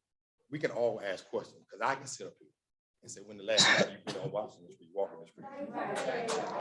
But that's not, no, I understand, no. And you can say, now look, you can come back and say to me, when the last time you've been on this side, because I haven't. So all I'm saying is that we can all learn from this, but the fighting that we're doing is not gonna help and heal our community. And the relationships are built through people when you go out with people, when you mentor with people, when you talk with people, and when people actually know your heart. But attacking people and attacking anybody, whether it's the mayor, whether it's Sheriff Deloach, whether it's the police chief, I was always told that there's nothing wrong with constructive criticism. But at the same time, I think that when we allow emotions to get involved, then it brings out a whole different animal in all of us. And so that's why I'm not gonna speak on it, because I'm a human just like everybody else. So I don't want my emotion to get involved. And y'all see the animal side of me and say, well, bro, he sure ain't saying no more. But at the same time, I actually have Hayes to come up here for this reason, because whatever we do, there are good people and there are people that are not so good. All of us have good in us. It's just that how do we tap into it to get it out? But I brought him up here for it because I want the people to understand that there are some great law enforcement officers, whether it's the police, the chief side, the police side, the county side, or whatever. And he's been a friend of mine since 2013, helping me to get me situated with my son. He's done a lot of great things for me behind the scenes. He never posted anything, that never went to social media, but he's always been there for me, always been a brother. And I wanted him to stand up here with me because I want the people that are looking at the city of Palatka and the county of Putnam to see a black man and a white man standing in solidarity, and that'll actually love one another. I got a headache because I'm listening to all the fight and the bickering going on by grown people. We grown, and we supposed to be setting an example. And I was told now that a leader, whether you are called, whether you are elected, or whether you are you submitted an app or whatever position you're in, we supposed to make situations better, not worse. And so as a leader, when we come to situations, I understand their feelings, but when we come to situations as a leader, especially when Sheriff Deloach, Mayor here, police chief, or whoever, I guarantee they can all stand and take four corners. And if Sheriff Deloach stand in the corner, Mayor here stand in this corner, Chief Shaw stand in the corner, or whoever stand in another corner, each corner will have over 500 people standing behind. Why? because they're leaders and people are willing to follow. But we have to be careful as leaders how we lead. And that's all of us, because the simple fact that these people will follow us. So for me as a leader, I know that as a leader, that the people in Georgetown community and my church will follow. But I'm gonna tell you some one thing I tell them always, please do not let me act like a donkey. Because, and the reason I say that is because if I act like a donkey, then they're gonna act like a donkey. So all I'm saying is that, look, we're one city. We're not huge, but we need to come together. The bickering and fighting, man, I'm tired. I'm not even from here, but I'm here every day. And so if the communities that we serve, all of us, if the kids that we serve, see the adults fighting, what do you think they're gonna do? Matter of fact, what do you think they're doing now? Because the adults are fighting, there's no examples being set. And so I'm just, it bothers me, because I think we need to come together, and I don't want to hear nothing about I don't care nothing about no black, white, green. I don't care nothing about none of that. It's all about what's in the heart. And if, brother, I'm glad you're not up here under the thing, because I'll be up here fighting for you too. But I just wanted for him to come up here because, you know, he's done a lot for me, but I want also that there are some good people. And he's one of the greatest guys that I've met along my journey that has helped me a lot. And I owe him a lot, and I still hadn't repaid him yet. So, but just for the sake of our community of Palatka, and to the case of Putnam County, our mayor, our city commission, police chief, sheriff DeLoach, and let's just love one another. I'm tired of fighting. If the folk want to fight, let them fight up in the bougie cities. But us country community towns like this, let's just love one another and do what we got to do to make sure that we are okay. And I think we all will be fine. I don't, let's not point fingers. No. Let's just love one another and come together and do what we got to do as a whole. And the thing about it, one of my sayings I always put out, I'm gone, but one of my sayings I always say is that, you know, it's not about you, it's about the kids, which means, just like now, it's not about us, it's about the community. It's about the city of Palatka, the county of Putnam. So let's all of us grown adults put all our difference to the side for the better good and the greater good. Thanks all.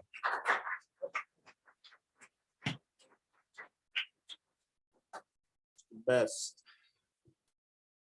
Is any best?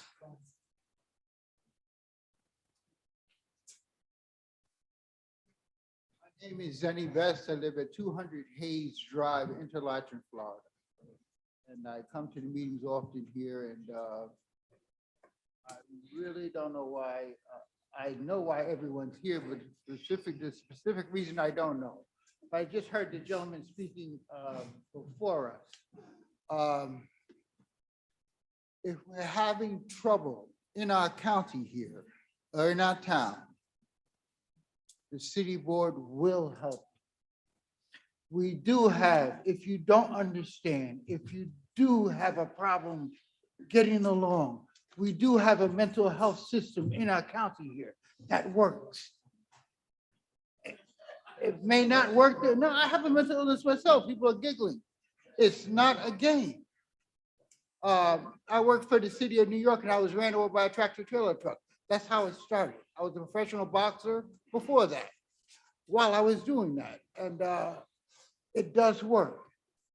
Psychiatry and therapy is everyone's goal, should be. So look into that, if nothing else. We need people like Mr. Hill and his commissioners to help guide us through the legal part of it.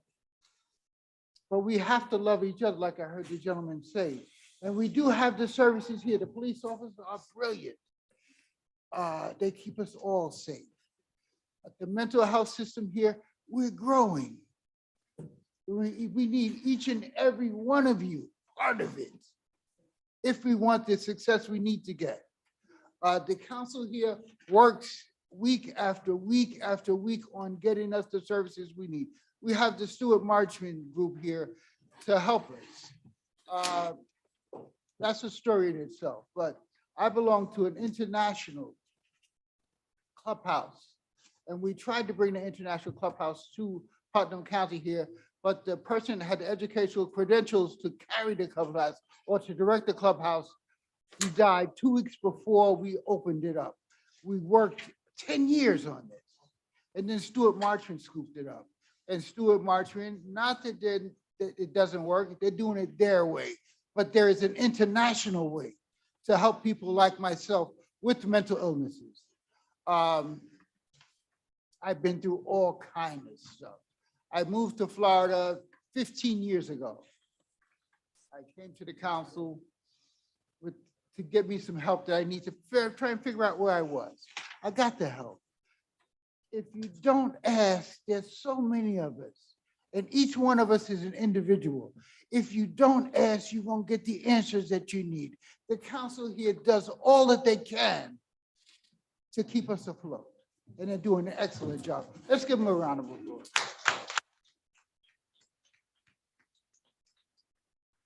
Right now, our biggest issue is housing for the mentally ill. And we work on that day after day after day. There's so many mentally ill adults here, and everyone is talking while I'm talking. That's very rude, but God bless you, mental illness doesn't affect your family. We're trying to help us years from now. If it hasn't gotten to your family already, it will. Please, when we have these city council meetings, show up. This is the largest crowd I've seen in years. It's important to show up. My name is Zenny Best. I'm representing the mental illness community in our county here, and God bless you.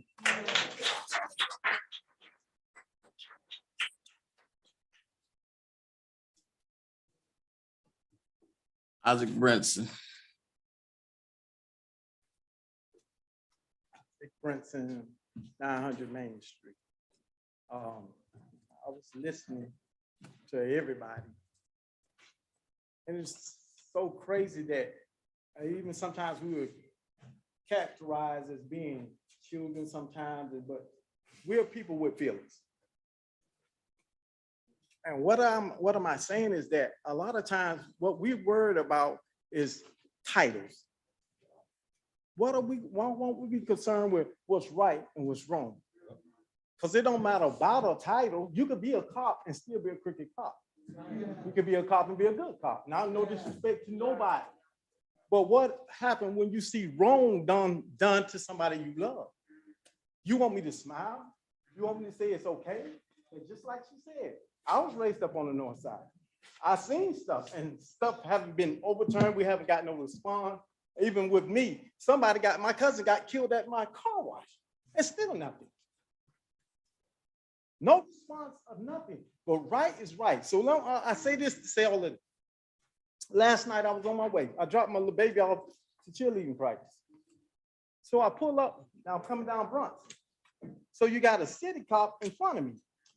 So I pull up behind the city cop, and he's sitting there. No car coming down 11.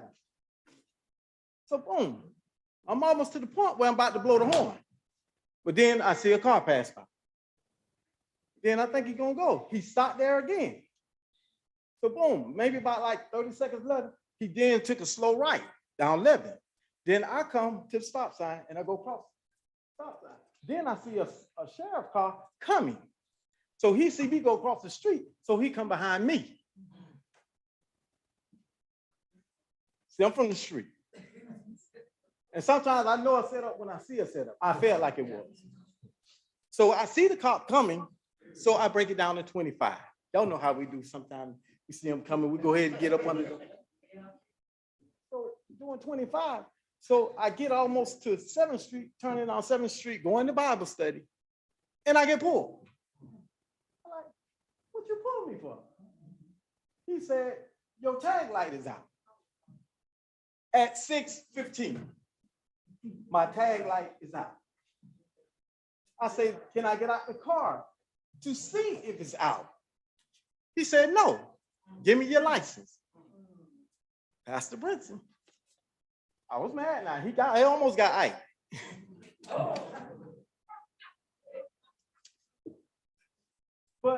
And then I thought about it, and then He came up, and I gave him a license. And then the other guy, he shook his head to him. He came around to the side. Then the next thing I know, he up on my truck doing like this. So, like, y'all making me feel like a criminal when I ain't a criminal. Now in 2001, y'all had the right person. Now I'm up there washing cars, shaking hands with the right people, talking to the right people, and now you make me feel like a criminal when I ain't done nothing wrong. And then I get out, well, I'm so mad, I pulled off, he give me my license, I pull off, and I pull to the sanctuary, and I get out and look back at the back of my truck, and my tag light is on. Now, how you want me to respond to that? Not that I hate any one of y'all, but it's personal when you do something just because you're trying to feel a vendetta. I know the assignment, sometimes the assignment, let's go over there and shake up and but is it right to do what you do? Somebody right down the road not doing anything. So you're gonna pull them just because? Back in the days, I might have been a little shook behind you, not because I didn't have a license, but I know I had dirt on me. But this time I don't have nothing, but you got to just do the right thing. If they're doing something wrong, I ain't saying don't get them if they're wrong, but if they ain't wrong, don't harass them for nothing. Then you wonder why we don't like you and why we don't shake hands with you, because you don't mess with us when I wasn't even doing that. It's just like almost borderline. I don't want to put this out here. How much time? It's over. Oh. No, you asked how much time you. No, you asked. No. No, you asked how much time you had. It was over. All right. You asked how much time you had. It was over. But then it seemed almost like borderline bullying, because you can do that. Y'all can come in there and stir somebody up and not get held accountable for it. And we get on the little kids about bullying, but you don't, because you got on the uniform, I feel like it's a form of bullying. Yeah. Not saying I got it, and please don't start pulling me or whatever. I promise you, I call the people. I done talked to them. And I ain't doing nothing wrong. But if you need a car wash, you can come get a car wash.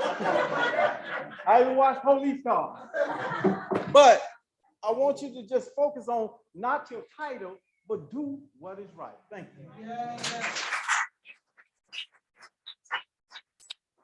Wilson. Edie Wilson.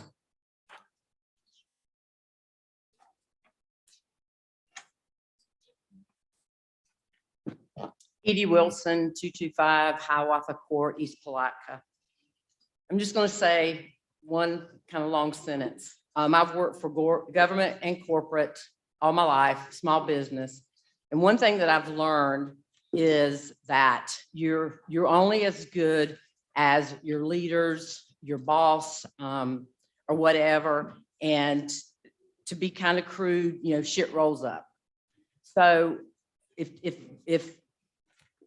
Jason Shaw's not doing his job, then who's his boss? Mayor Hill? No, I don't know. That's what I'm asking. City manager.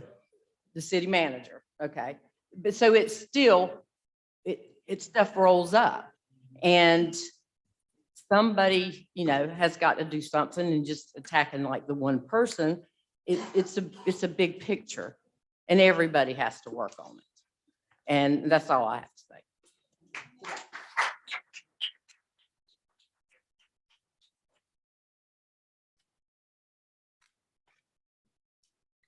Cynthia Session.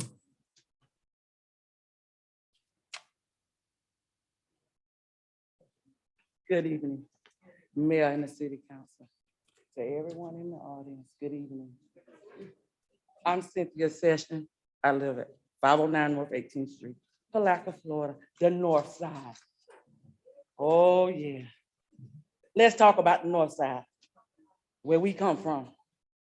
People of my color come from the north side. Sheriff Deloach, me of my color, I come from the north side. You know what it's like to live on the north side. To get judged by your color, you don't know what it's like. You ain't been in our skin, so you don't know what it's like. You should do it right along. You should do a walk along with us. You really should. Yeah, Gator Deloach. I could say that. You should do one. That's why the blue minivan. Y'all stop my van. It's trouble. I do not appreciate the way you disrespect the city council and the mayor. I don't like that. You didn't do right. You didn't do right. If you had anything to say to him, you could have put him off to the side and tell him he ain't doing no good job. You could have put anyone on him off and said that. You didn't. You want the public to try to humiliate him, but it ain't work. You tried, but it ain't work. See, he a man of color, but he come out the Bible. Humility, we take that. We stand up and we take it well. We're gonna see how you take it well when it's time to vote.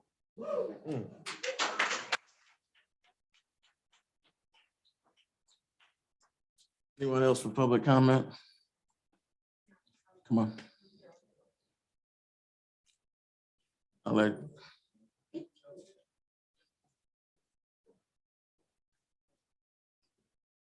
Good evening. My name is Ann Keys. That's A-N-N. Last name is Keys, K-E-Y-S. I live at 1801 Napoleon Street. I have been a citizen of Palatka my entire life.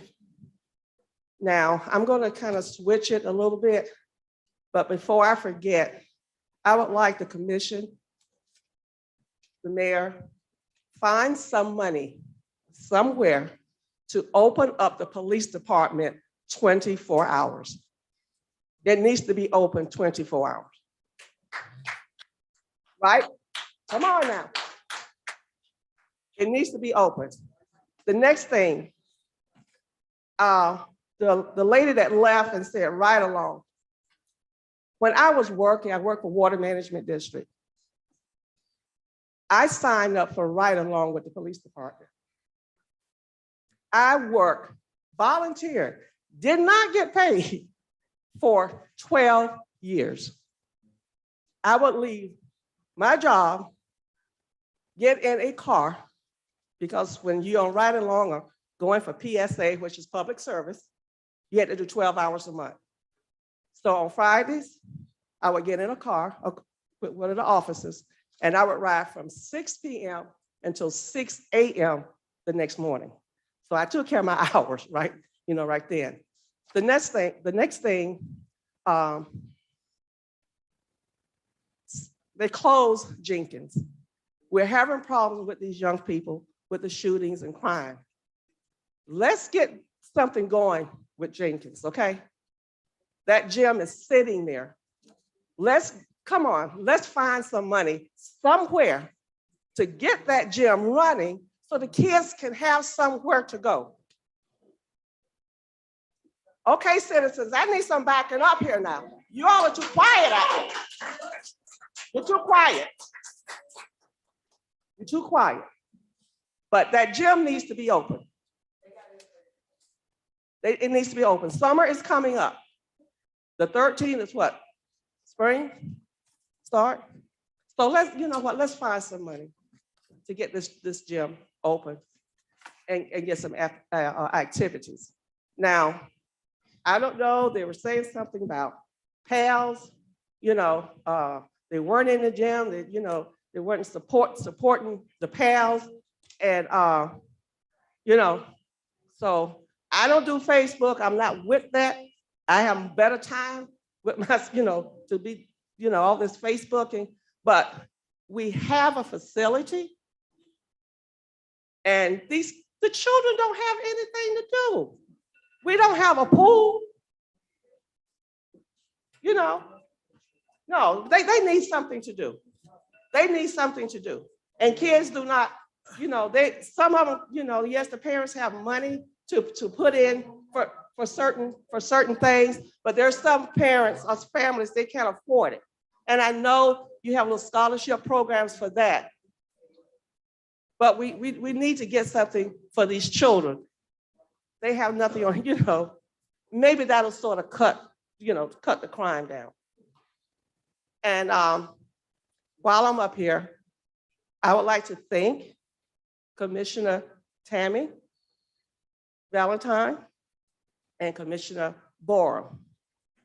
And the reason I'm not picking out, but the reason I'm picking them out, because last year, almost on the same day, there was a problem with a sinkhole. And cars were swerving around this sinkhole and they were coming all over in my yard. And when you need something done, you got to be persistent. You got to stay with it. You've got to stay with it and you got to fight if you're the only one fighting. I tried to get some other neighbors to come with me and, well, I don't know. But yes, since they don't come in my yard. You know, that's what I was getting. But thank you, the two of you, for answering my calls and getting with the city. And let me tell you something, it got done. That sinkhole was fixed. It was fixed. So as the commission and as the police department, you guys know, I will speak out, okay? If it's good, I'm going to compliment you. And if it's not going good, I'm going to still say something. But the lady that stood up here was talking about the right, I wish she was sitting there. I live in the North Side. I did the right alone, 12 years, okay? 12 years. I enjoyed it. It showed me a lot. It taught me a lot. But the only thing is when I retired, the city said, well, Ms. Keys, it was Chief Gatchell, you can come on and, you know, where I said, no, y'all better find me some money this time. You know, I gave you free 12 years. But anyways, I'm gonna leave, but thank you for giving me this time. And again, thank both of you for helping me, for answering the phone when I came. When I called you. You even came up and stood on the corner and watched the cars swerve around this, you know, this sinkhole. Commissioner Borum stood out there. And I said, wait a minute, don't park right there. And he parked his truck and he said, did you see that? I said, okay, now you see what I'm talking about. But citizens, you've got to be more just forceful. And you can do it without fighting and carrying on, but you have to be persistent. You have to be persistent, okay? Thank you.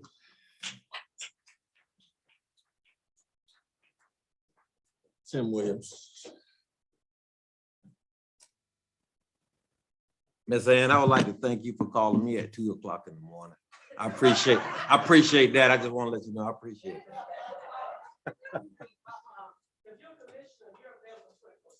Didn't I answer your call?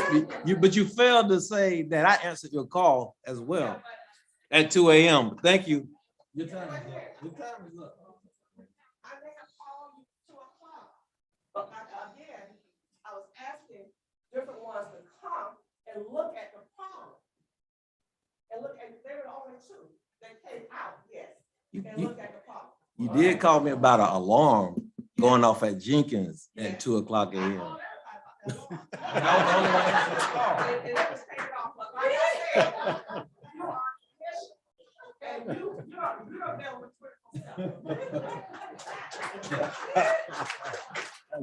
That was good. Williams. Thank you, Mayor. Thank you, Mayor. And Sheriff DeLoach, I don't see you, but glad you're here in the room with all the law enforcement folks. And Commissioner Hall, if I get your number, I'll try not to call you at 2 in the morning. My name is Tim Williams. I live at 521 Federal Point Road, East Palatka. This was interesting. It's my first time being at a commission meeting like this. I'm a combat veteran of Vietnam, former law enforcement officer in St. Johns County, and I wrestled alligators for 40 years. And I have all 9 fingers. I want to tell you, when I stand here and sat over here by my lovely wife and watched the goings on in here, I was proud of most of it. And the reason I was proud is because I watch the news every night, like all of you. And we're not living in Ukraine.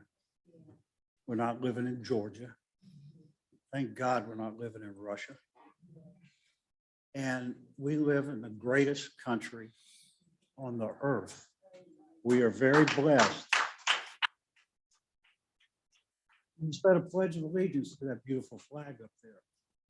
And one of the reasons that flag stands and stands so proudly is that we can voice our opinions by our Constitution.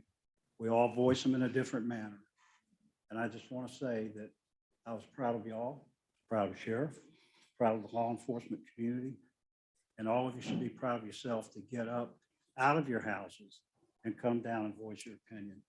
So that's all I got to say. And I need your phone number, Commissioner.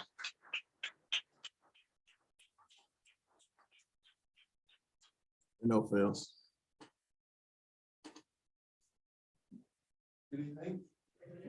Reno Fells, 585 San Mateo, Florida, but a proud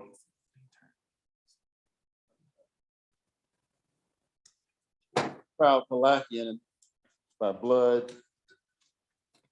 I stayed here because I love it here. And I just found it would be remiss for me to sit back and not say anything. I really deliberated over whether I was going to say anything at all. And as a retired police commander with the police department or with the sheriff's office, that's where I started my career in corrections. And also I did, excuse me. Also, I was a school resource officer for 7 years with the sheriff's office. And then I came to Palatka Police Department in 1997. And when I got to the police department, and I came there after a meeting, a similar town hall meeting that was recently held with former police chief Delinsky. And the community was in an uproar because of the lack of a relationship that the police department did not have with the citizens of Palatka. There had been some murders. There was allegations that a cop had sang bad boys over the dead body of a Black man on the north side. And from that conversation and that meeting, myself, Chief Getchell, Chief Delinsky, we met. He asked me to come on as a community service officer, and I did. When I got to the police department, at the time, there was not one Black officer at the department. And so what we did, we put together over time, we put together a scholarship program, and whereby we targeted minorities to come into the police department. But let me go back a minute. One reason I really want to go up here, because the thing is, I definitely did not appreciate the manner in which Sheriff DeLoach approached the mayor. I found it to be very unprofessional. I found it to be very inappropriate. And for he as the top law enforcement official in this county, I found that to be, if you ever, and I'm gonna piggyback off of Pastor Rogers. When I saw that video, it just took me back to January 6th of 2021. That's what it reminded me of. And almost calling for a mob to come up here and attack the mayor and this commission. And I'm gonna leave it at that. Those parties need to do what they need to do, they'll do it. And I would like to think that, because when I look at what I see going on right now on the north side of Palatka, it's not the right way to handle these problems. Studies have shown that crackdowns, zero tolerance policies, they may get you some short-term results, but the long-term consequences are negative when it comes to that type of policing. Sir Robert Peel, he was known as the father of modern policing. He had 9 principles of policing. And one of his principles was, he said, be reminded that the police are the public and the public are the police. Understanding that the police are simply citizens I'm paraphrasing. There are citizens paid to offer full-time police services to their community. That's what that's about. And so what happens is when you have, if you're going to saturate a community, but if you're not going on the front porches and saturating with a meeting to find out what's going on, talking to people. Anybody heard of General Stanley Crystal? He was the ground commander in Afghanistan. And after bombings and killing people, and they were in search of Osama bin Laden, he decided, you know what, he said, I'm gonna take off I'm gonna do away with my security staff. I'm gonna put away my armor. And me and my team, we're gonna go door to door and meet the people of Afghanistan. And when they found bin Laden, the most criminals are caught through what? Intelligence. You're only as good as the people in your community. And if you don't have a relationship with the community, you can forget it, it's lost. Over time, what we did from 1997 to the time I left there, we built a strong foundation with the police department. We built a strong accountability system. Chief Getchell at the time, what he did was he would advertise or put in the newspaper an annual IA report, internal investigation report, to let the press see all the internal affairs investigations that went on for that year and the dispositions of those cases. And let me hurry up. Someone said there's nothing for kids to do in Palatka. Let me tell you something. Me and Mayor Hill, we've been working together a long time, and we fight. Trust me, we go at it. All right, I call him names, he called me names. But there's no one I can think of other than my mama that loved this town greater than that man. Not one person. This is a man who I seen him. I don't make the money he makes. So this man pulls from his own pocket to support. I don't make it either. To support this community, to support children. He pulled from his own resources. There's no one in his town, white or black, that he won't help. I've seen it in my own eyes, with my own eyes. But the other day, the thing is, and I'm not saying this to create issues, but the bottom line is this here. Reverend Rogers said, he said, it wasn't an attack, but it was to empower. Our department has been empowered. They had a meeting. I think when I came in one day, I saw Commissioner McCaskill meeting with some folks. He has been empowered to go out and begin to build or restore these relationships, I'm gonna be honest with you, that have been lost over time. And I'm gonna tell you something. See, in the world, if you worked in law enforcement, especially in this town, okay, and as a black person, I'm gonna tell you this. Now, it's not a lot of folk, and it's not about race, but part of it is about race. Because what happens is this here. When I was a commander, I was also a member of the NACP. All right. And what happened was they had this little this whisper campaign saying that I was riding around as a commander with a member of the NACP stopping officers from arresting black people on the north side. Think about it, it's the same thing they're trying to do to the mayor. Same stuff, but those are some of the challenges that we as black people, black leaders go through as leaders, okay? Let's go play. And I can guarantee you, every officer in this room know what that means. Know what let's go play means? That means let's go to the north side and play. Let's go to the north side and play on the easy targets.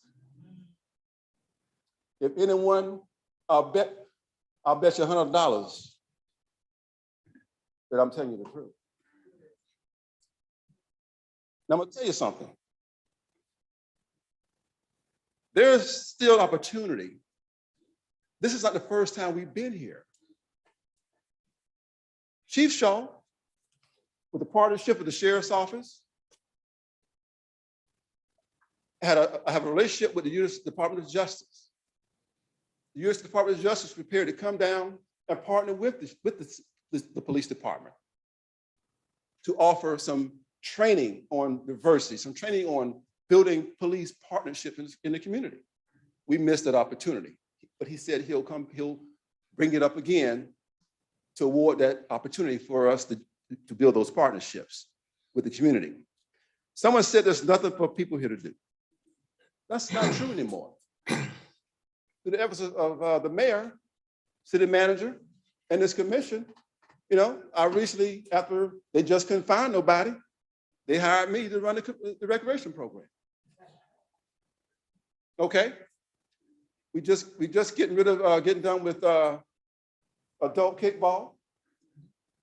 All right, we getting ready to go. We're going into soccer. We got soccer. We got baseball coming up. Flag football coming this summer. We're having a youth basketball league this summer. All right.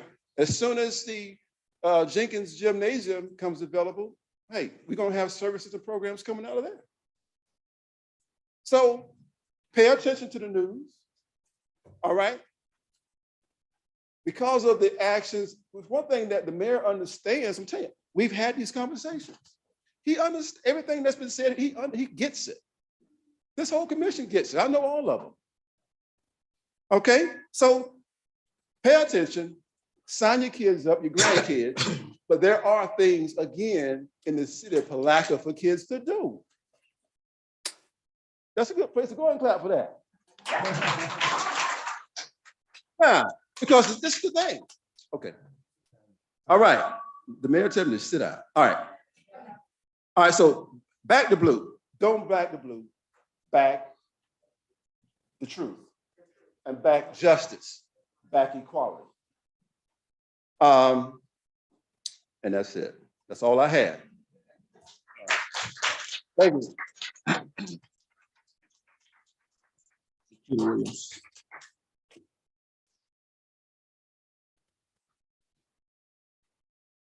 Good evening. My name is Pastor Jaquita Williams, and I live at 205 Elm Avenue. And I was not going to say anything myself, but as the course of the meeting, I stand with what all of the other pastors that said before me, but I also want to come and talk about our youth.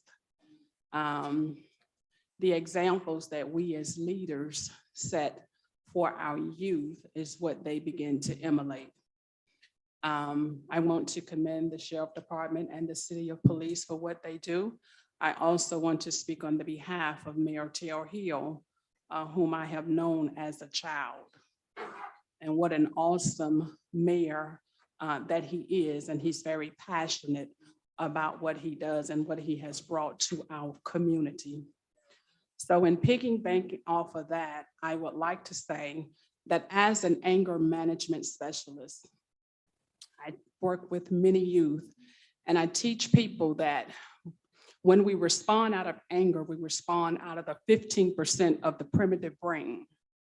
We have 85% of the evolved brain, the neocortex, that we disregard.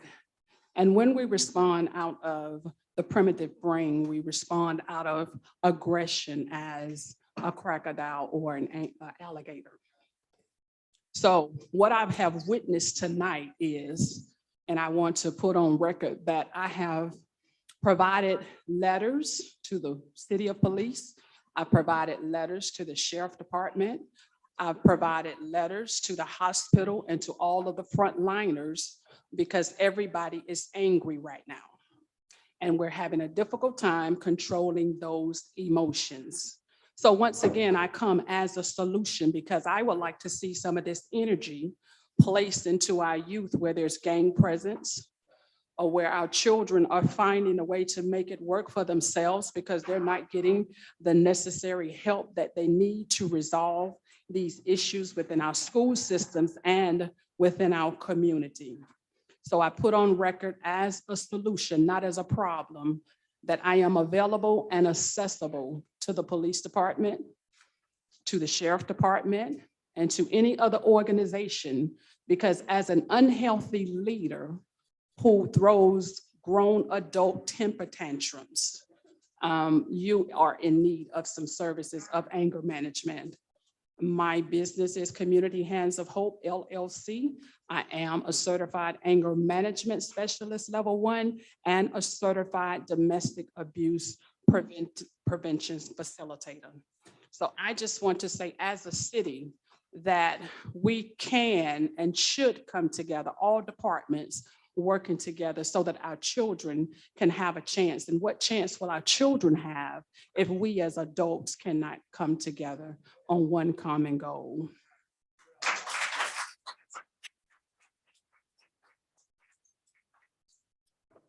Tanya Chestnut.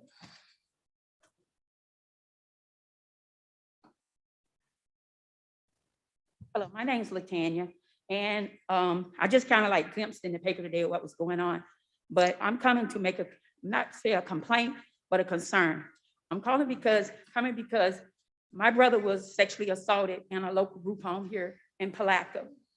And I have been trying to notify, I have called month after month, day after day, ever since November, for my brother to speak up on his behalf. They've let the person that did this, he was a worker at the group home that sexually assaulted my brother. And nothing is being done about it. Every time when I call the Palatka Police Department, I'm told, and I'm patched to this person, to this person, to this person. And I tell them, I'm trying to follow the changes of command. I know who you're supposed to talk to because I've worked in law enforcement myself. So don't try to give me all these people and not give me the right person. So I've called this week 3 times. I was told, they left a message with Captain Williams. I have not spoken to him yet. So today I went down to the Palatka Police Department and I told them that I need to speak with him. So I'm supposed to have a meeting with him tomorrow. So hopefully something will be done. The person's phone was supposed to be confiscated. From looking at it today, I don't even think the phone was even confiscated at all. So it's like it's something being pushed up under the rug. So after I saw the report today in the newspaper, I said, maybe I need to go down here and see what's going on. This is my first time coming to one of y'all meetings. I'm new in the area. I'm new back into this area. And I just would like for something to be done. And all I'm doing is I'm trying to keep from having to go to Chief Shaw about the situation. I'm trying to go through the changes of command, to the sergeant, the lieutenant, the captain, and the major, and then the chief or the sheriff. That's all I want to say. I just think something needs to be done.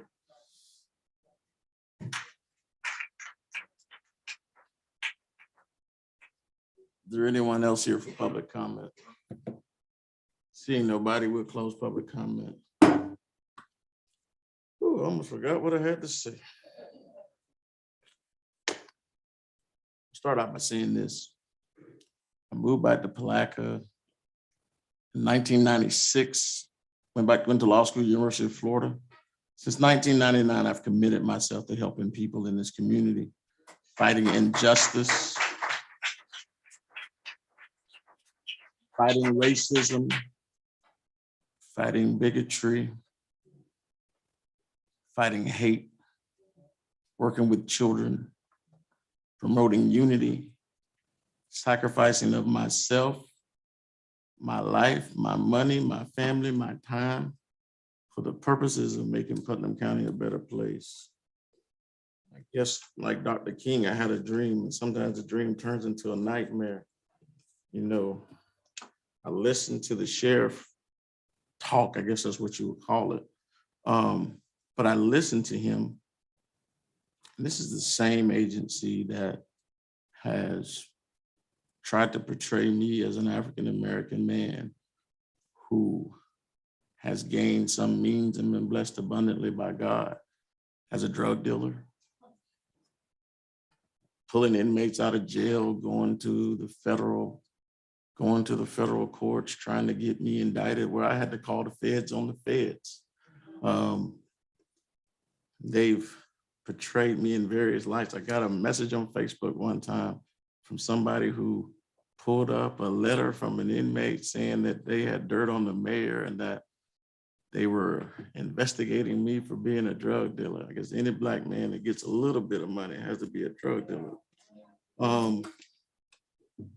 But even with all those attacks throughout the course of time, I realized that the scripture says that the greatest among us will be thy servant.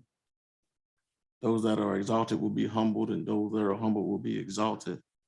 And we continue to press on, believing that this community will get better and get out of its way. So what did we do a few years ago? We started race issue study circles, and we try to get people to talk about the historic harms in this community, bringing blacks and whites together and trying to break down barriers. We talked about that soldier that sits in the middle of the courthouse, and a whole bunch of old feelings started coming out of folks who didn't live in 1865. Conversation came up a few years ago and the same things happened. But even with all of that, we were receiving all of these awards for race relations. And Palatka was getting notoriety for being more progressive than ever before. 2014, the only dying city in the state of Florida, having population deficits from 11 to 14, more people moving out or dying, or being born and moving in. Fast forward, we're the poorest county in health during that time period, poorest county economically, all these different things. Black people have been uninvited into the body politic in this community. Me, along with friends like Darryl Parks and Ben Crump, had historically filed claims against entities like the sheriff's office and sometimes the Palatka Police Department, fighting for the least of these to have dignity and rights just like everybody else. I'm a trial lawyer. I fight for justice. I fight for civil rights. And sometimes I file claims against police officers. But I help people. I could have left here and went anywhere I wanted to go. Been on the news, working the Trayvon Martin case, some of these other cases, just like these other guys are doing. But I choose to be in Putnam County. I've been here. Mother died, father died 8 months later, never missed a meeting, never missed a beat. But Homer DeLoach has the audacity to come up and say that I'm unethical and unprofessional. Hell, I'm a servant. I've been serving this community since the beginning of time, and I will continue to serve this community. I've got a little saying that says, it don't matter if I'm the chief, the Indian, or the horse. I can lead from the front or the back. So it don't matter what seat I sit in, I will do the same things that I do today, tomorrow, and any other day.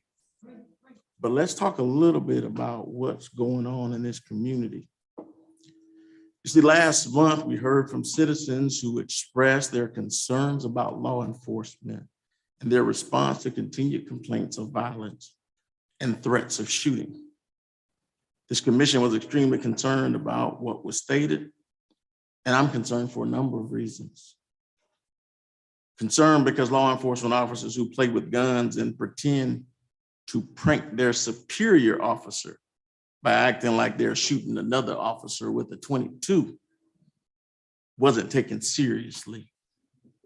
Again, an officer has a gun and he's pretending to shoot another officer with a .22, and we didn't take it seriously. We gave him a reprimand. Officers who discharge firearms in the city while allegedly horseplaying are dangerous and deadly. The same officer then goes and discharges a firearm into a bulletproof vest. Now, there's contradictory stories as to whether it's a bulletproof, whether it's a .22 or a BB gun. Now, I don't claim to be a firearms expert, but I know that there's a difference between a .22 and a BB gun. 3 officers said it was a .22 initially. And at the time, they didn't know whether it was a .22 or a BB gun. And Then one actually changed and said that it was a BB gun. But we know a BB gun and a vest were turned in. I'm concerned about inconsistent statements and investigations and officers recanting sworn statements after a significant amount of time has passed. I've received complaints of mistreatment from female officers that once worked for the agency. I've consistently gotten complaints over the years from officers who currently work for the agency. I've received complaints from citizens fearing for their lives. I've become aware of officers not having their body cameras on. This protects them and us. See, the sheriff wouldn't know anything about that because the sheriff's office refuses to get body cameras to protect their officers and to protect their citizens. So conveniently, the allegations of me harassing officers in the street doesn't make it to a body camera because a picture's worth 1,000 words. You can't put on the camera what don't exist.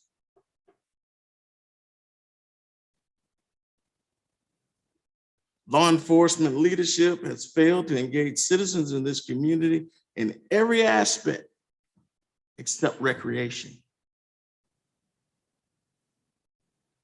I love PAL. I was there from the inception when Reno Fells got the $5 million grant for weed and seed. But PAL isn't enough engagement for citizens in this community because everybody's not engaged in PAL. You see, crime statistics were not conveyed regularly until requested by me to be presented to the commission at meetings.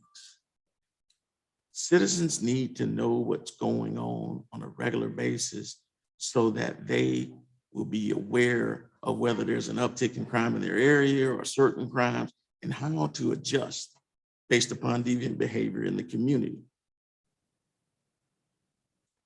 The commission and the city manager are not apprised of major occurrences and have recently received communications and recently have not received communications after multiple requests. We've asked for body cam footage that we don't get. So does that mean that it doesn't exist or that we just don't get it? But it allows us to be able to make informed decisions as to where we go from a policy standpoint. I'm sick and tired of learning about major occurrences inside of this community from the newspaper and not from the people who work for the city of Palatka. Policy changes are being made autonomously without input from the city manager or approval from the commission. This is a policy-making board. Unlike constitutional offices, the commission sets the policy for the city. Oversight comes to the city manager, who supervises the chief, who in turn is supervised by us.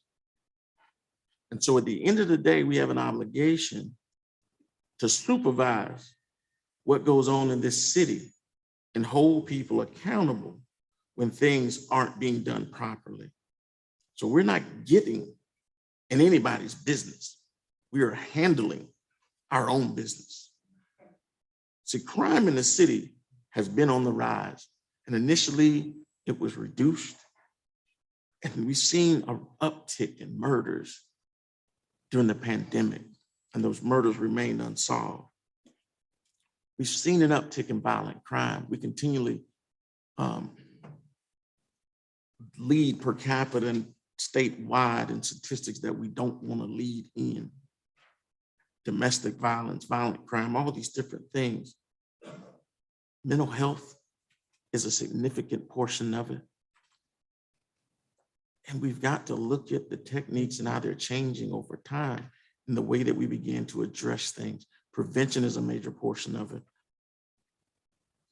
Local pastors who have had positive relationships with law enforcement are being stopped by officers on traffic stops, having 4 officers stop them on a traffic stop and search for drugs that didn't exist. Pastor Ty Fields, we'd gone to the football game in Interlaken. He dropped me off, went down the road. I got a phone call that says, hey, says officer's name. I'll say a certain officer because his name has come up over and over again in these scenarios. The officer stopped me. I said, bro, let him do his job. 10 minutes later, I get a call. It says, this dude is talking about searching my car. It says the dog alerted to drugs. He just gone through his car. He just bought a truck lifted with rims and exhaust, 7-inch lift, all this other stuff. And I gone through it because I was looking at the speakers in his truck because I wanted to do the same thing to my truck. Put my gun in his glove box because we were going to the football game. I've been almost halfway through his whole truck. He lifted the back seat up. He goes down the road. He gets stopped for having an aftermarket exhaust on his pickup truck. Now we are the home of the Palatka lean. But he gets stopped for an aftermarket exhaust on his pickup truck by a certain officer who plays with guns and shoots and vests and does this other stuff. But Pastor Fields had just written a commendation about the officer's professionalism, about the fact that he had just handled a very volatile situation in a very good way. He wrote a letter to the chief saying, this guy's done a great job. Not John Q. Citizen, but Pastor Fields. Now, he looks the same in his truck as he does in his Escalade, he does in his car. So I said, I'm on my way, I'm coming up. I stood on the sidewalk with the people from the house who were videotaping from their yard. Never said a word to anybody. I called the chief and I called the city manager. Never said a word to the officer because I never want to be accused of interfering with police investigations. I get calls from clients regularly saying, hey man, this guy stopped me. This guy, hey man, I can't get involved in that. I'm the mayor. I can't be involved in that stuff. In private practice, hey, I can't be involved in that. As a young lawyer, I'm in the mix. But at almost 50, hey man, I can't get involved in that. I have a unique position. You got to let these guys do their job. If you got a complaint, this is where you go to make your written complaint. So, Mr. Holmes, am I wrong? Did I call you on the phone? You did. And I talked to you about my frustrations in us doing drugs, turning drug searches on a pastor who has been an ally for the men in blue. And I was disappointed. Certain officer, after he finished, and I just sat there and watched because I really wanted to see how this situation is going to turn out. Came over to me. He said, sir, you got any questions? I said, no, sir, not at this time. He's got a video camera on. Everybody reviewed it. Did somebody make a complaint against me in that case?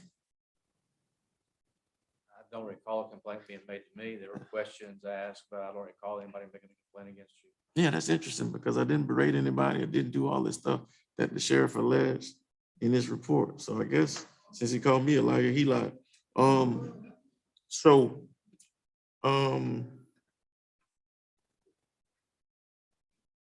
But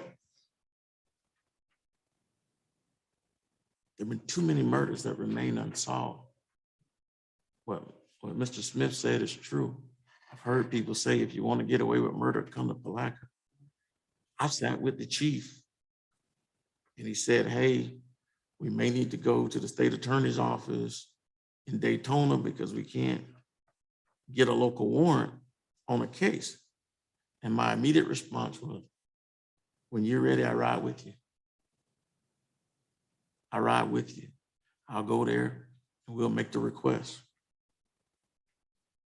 But it's alleged that I haven't in any way, and this commission hasn't in any way supported the men in blue. The advent of gangs and criminal youth groups has become ever present again in this community. Pete Ruiz was the gang task force leader for the police department when I was the president of the Police Athletic League for a decade. We would go to preventing crime in the Black community seminars. We would get out and we would talk to the young people, promoting truces and things of that nature, when it was back in the day, 8th Street and 23rd and some of these other groups out there. And we worked closely with the pastors and the civic organizations and the citizens to make sure that we gave our kids another option. But when I asked about the gang task force and whether it would be something that was necessary at this particular time, because I gotten the word that there were 6 gangs at Jenkins Middle School before they closed, and kids were getting jumped in the bathrooms. The response I got was, these groups aren't organized enough, but we're hearing that they're trying to affiliate with the Bloods and Crips. And they're just not sophisticated enough for us to need a gang task force to be put into place at this time. Well, what are we waiting for? We're waiting for them to get organized so we can then go after them? We need to try to stop them now. Start it before they get organized. It makes all the sense in the world. But I guess that's not being supportive of law enforcement. We've gone to the sites of shootings and learned that law enforcement didn't even check the location of the shooting, didn't canvass the neighborhood or speak to the neighbors. They didn't collect the 18 bullet casings in plain view, which potentially could have led to getting prints of the shooter. Evidence tech wasn't called out. There was a call the day before that says, I got information that people are gonna mask up and shoot my house. There's an allegation that it wasn't taken seriously. It's probably pretty easy to agree that it wasn't taken seriously because there wasn't a detail outside the house. And they did in fact come shoot the house up the same way it was said that it was gonna happen by the person who informed the homeowner. And I said, we'd be having a different situation if that 6-year-old boy who had those bullets flying over his head had been hit. My comment to the chief, who I've known since 1992, played ball with him, sponsored his programs, coached my niece on championship teams. Me and my brother-in-law, Johnny O. Williams, were the biggest supporters of that team, along with my sister. We gave thousands of dollars to those kids under his leadership, and we were #1 supporters. My comments, which says that, which I guess goes directly to the fact that the chief has been under constant attack by me, in the Palatka Daily News says he'll express his confidence in Shaw's leadership, but told him to make sure all officers are on their best, most professional behavior. Hill said that he will be watching with binoculars on, told Shaw that if he can't handle the situation, the commission will be forced to act. Chief, we got you here, Hill said. You're sitting in the seat because we trust you. You're sitting in the seat because we believe in you. This is where we need you to set the standard, to enforce the standard, and to make tough decisions. We've got to address home first.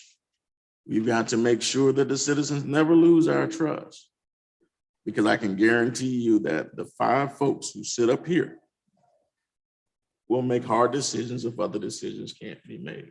I still stand by that. We were elected to make sure that we protect the rights of citizens inside the city limits of Palatka, anyone who visits here, and the children who come up in this community. We elected the chief, we selected the chief to make sure that he led this community in efforts of law enforcement, and law and crime prevention. But the situation is so much bigger than just that shooting incident and the 8 shootings that took place over a 2-week period. So this situation is about ensuring that our organization maintains a standard of excellence, that the community trusts the police, that we don't become Sanford, that we don't become Ferguson, that we don't become Minneapolis, and we don't become Baltimore. But right now, it's a black and white battle. North side, you can call it what you want, Sheriff, but you might as well say black. Because we have allowed this situation to become racial. We've allowed it to become politicized. We've allowed it to divide people, and we've allowed it to promote racist ideals and further divide our county. The same way that this county became divided when we started talking about that Confederate soldier that sat there in the middle of that courthouse. This same issue is dividing this community in the same way. And that's because race is the problem.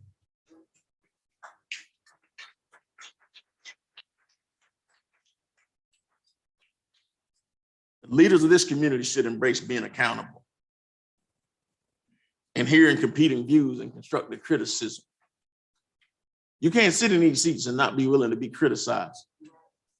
I sit here, we don't make enough money for anybody to call me 2 o'clock in the morning. I'm just telling you. Because the reality of it is this: you get $24,000. I defer some of the payment. My check every 2 weeks is $103. Now you tell me who's gonna catch the hell that we catch for $103 every 2 weeks. I lose money sitting up here on this diet. I don't know if people don't realize I lost $11,000 this week on conflicting out on cases. $11,000 on 3 cases conflicting out this week alone. The case that the sheriff talked about, I signed on to it on March 1st. Give you a little one-on-one on how this stuff works. Anytime you're involved in a case as a lawyer, you sign on to the case, they give you discovery, you get certain documents that come along with the case, and you determine whether the case is a conflict or not once you get discovered. Discovery comes at different times. Well, in this case, discovery came, most people that know me know, we close at 12 on Friday. So discovery comes at 11:57 on Friday, the day of the mayor's reception. We don't see it because we're closed. We come back on the 7th. 7th, 8th, 9th. Today, hell, I still haven't been in my office, but long enough to type this up because I've been working on this city stuff. I got a part-time job with full-time responsibilities that doesn't pay me as much as I spend at Popeyes. And the reality of it is this: we didn't see the document, but I get a message about the sheriff's video. And so I'm trying to figure out what's the deal. So we go back and look. The case he referenced, the guy lives outside of the city limits of Palatka. He's arrested by the sheriff's office. He's got 3 cases. One of the cases is a city of Palatka case. He's got 3 cases. The sheriff's office arrested him. So when you look at the booking report initially, it says it's got PCSO on there, but it's one of the cases, a city of Palatka case. So when we find out it's a city of Palatka case, we file a motion to withdraw from the case, saying we can't represent the guy because of the city of Palatka case. We represent him still on 2 cases. So you have to intentionally try to deceive the system. In 8 years of being the mayor of this city, I've never sat in a deposition across from a city Palatka officer, never had to question them, never had any of those issues as it pertains to these cases, because I make sure that I don't put myself in a situation where I'm openly opposed to a city officer in a case. My staff sits there on a regular basis and we do our darndest to go through who arrested you. Was it the green shirts or the blue shirts? And in some situations, people don't even know. But that's what happens on a regular basis. Turning case down after case, trying to help people still in the processes of what they have in life, and yet you still get attacked. It's the most disheartening thing in the world.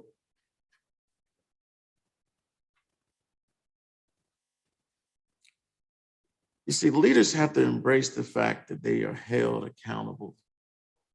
We sit on this dais and we are accountable for every dollar in the city. We're accountable for every action that takes place in this city. And as the mayor, I get more credit for stuff I don't do than anything in the world. If it rained outside, the mayor made it rain. He should have had umbrellas for all the citizens. And it's just absolutely ridiculous the way it takes place. We held the chief to a higher standard and we asked the difficult questions in the commission meeting. And the response back from some law enforcement folks was that they were under attack. You're not under attack. You're getting constructive criticism from people who are willing to help you. I said in a meeting, Chief, if we got to go knock on every door in the community, I'll go walk with you. How is that attacking you? I will go walk with you. If we got to go knock on 10,000 doors, I'll go walk with you. But it's characterized as attacks by people who don't even come in the city. They just come in to arrest people. And it's amazing that that's the characterization that comes into play. And that's what you get out of all of that. But the question is, why? You know, it's kind of like the 5th grade kid who's flunking math and hadn't turned in 3 homework assignments and says the only reason he's flunking is because the teacher don't like him. Well, now you're flunking because you're not doing what you're supposed to do and you know better. If you turn the homework assignments in, you be passing. Take accountability for your shortcomings and let's use those as opportunities to do better. But don't point your finger at this commission and say that you're not supportive. Because the next day, Commissioner McCaskill went into the meeting and sat with them and said, hey, I want to be present. I want to be a part of the solution. This is what I want to do. Have you been called back for another meeting?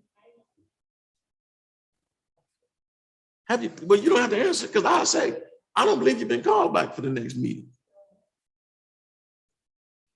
This is the thing. Is it intentional? Maybe not. But it don't look good. We found out, the city manager and I found out that meetings were going on from outside sources and not from internal places. I just believe that there's an opportunity for us to truly be put in a position where we can prosper if we work together. But we have to regain public trust and engage citizens. That doesn't happen by flooding the streets in this community with patrol cars and using task force to make traffic stops in an effort to create criminal cases. That was tried in the 80s, in the 90s, in the early 2000s, in the mid 2000s. It didn't work then, and it's not gonna work now.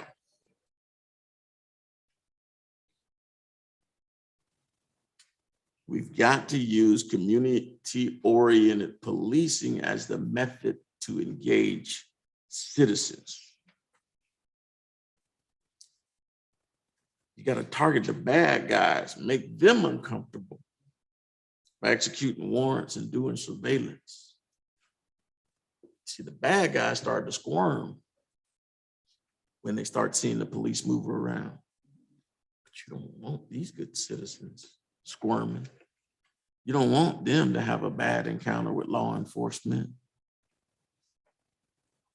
Because you take a tag-like situation and turn it into a search of a car, or that dude who's got the Palatka lean on his truck is now sitting on the side of the road with a dog alerting, but nothing found in the car.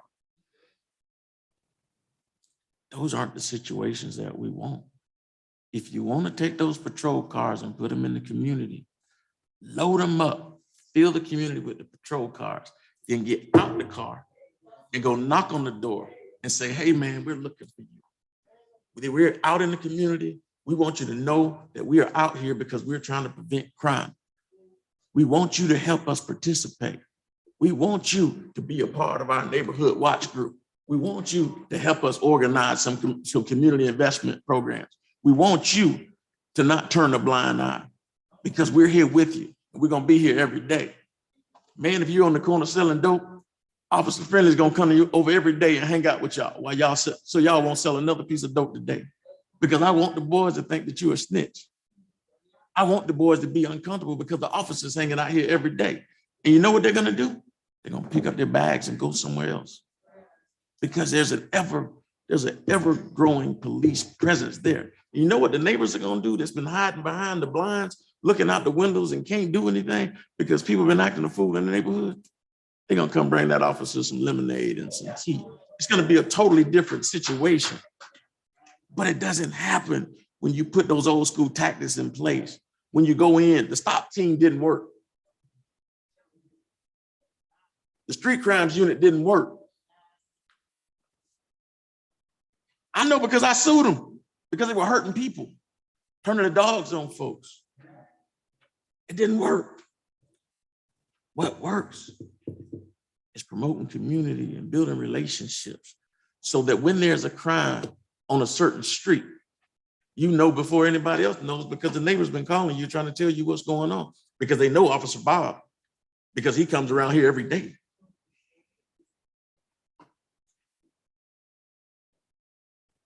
See, we don't need Buford Pusser to walk around here with his big stick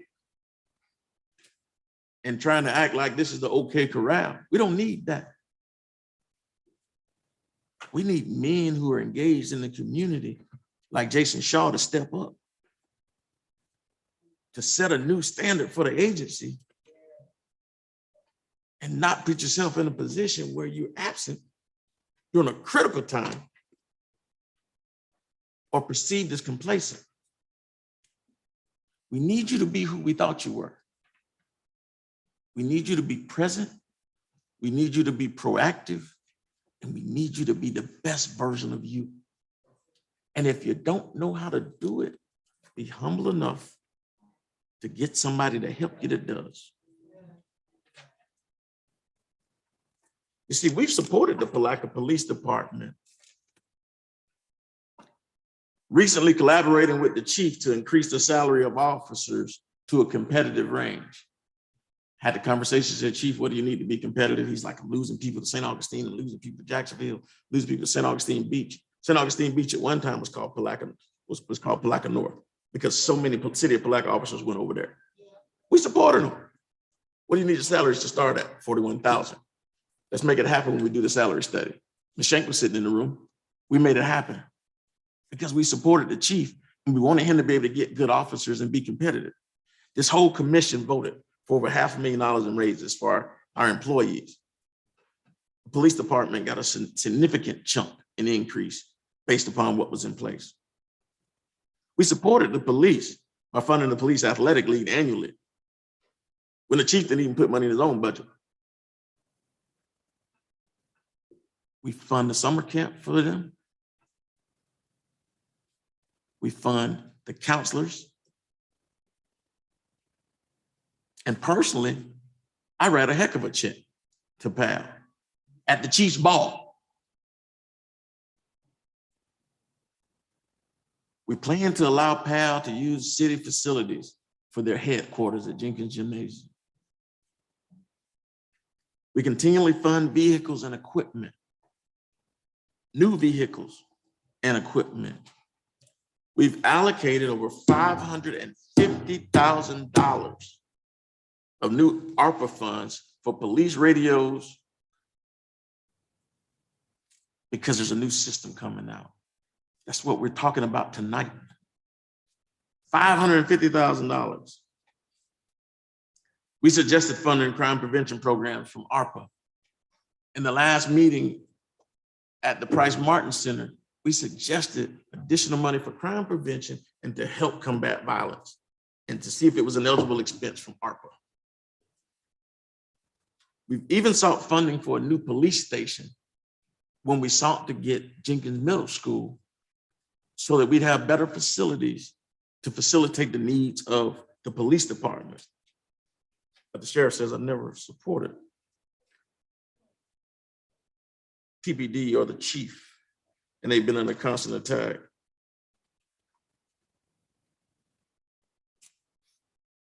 I've recently secured spots for the Palatka Police Department in the new Department of Justice program aimed at creating community partnerships, even after the agency failed to respond to the person who had a spot secured for our agency.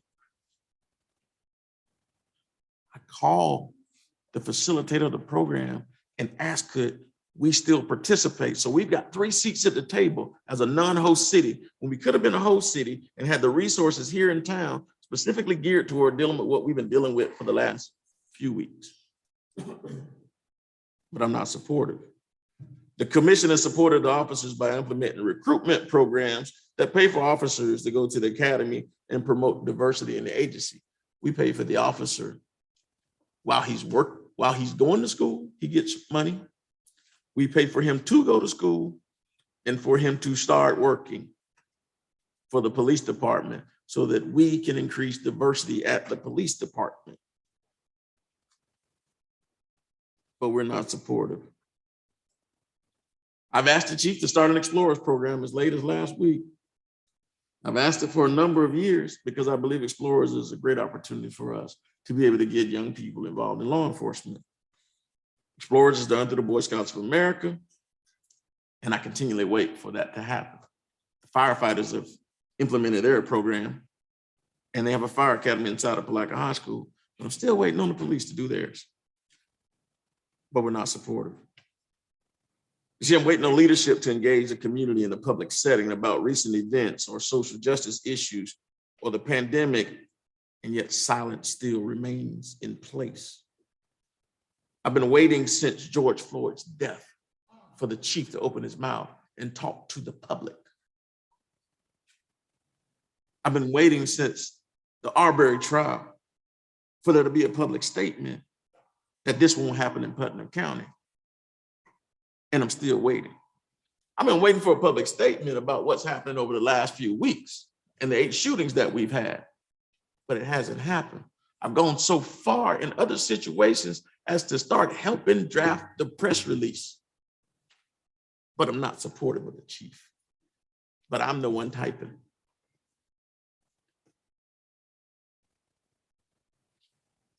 Now, the sheriff's office is employing its antiquated tactics in the city of Palatka. Good people are under siege. As I said before, I don't blame all these officers. It starts at the head. It's the same tactics that the sheriff learned when he was a rookie officer from other officers who were old school, who thought that was the way that we deal with this stuff. They're tired. It was one of Interlocking though, because y'all wasn't there. So here's the deal. Here's the deal. Those tactics don't work. Good people should not be under attack. How many of y'all here had your door knocked on to see if somebody wanted to know if you would help in organizing and fighting crime in this community? How many of y'all said that? How many of y'all had your door knocked on for somebody to tell you that, to see if you were afraid or if you knew anything about the recent shootings? We got to get back to what we've been doing. It's this. I don't want to attack law enforcement because that's not what I want to do. My brothers worked for the sheriff's office for 35 years.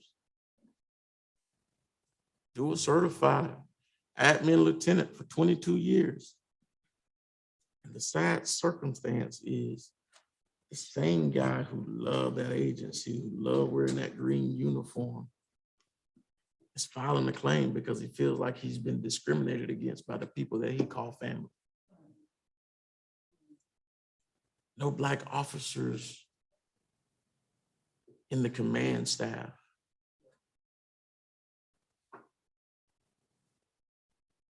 Maybe it's an oversight. Maybe it's cultural. The reality of it is this: we all have to do better. We all have to do better. The reason I don't publicize that stuff, and I didn't publicize it, was because it brings a bad look on this community. I don't need to be attacking the sheriff. That wasn't the way I approached this. Because at the end of the day, he's a leader in this community just like I am. We've got different philosophies. We have different approaches to how we do things.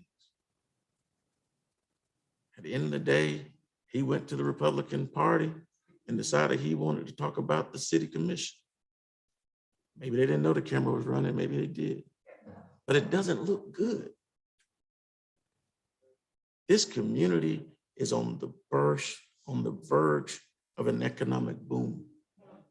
We have gone from disparity to prosperity. We are continually ascending forward.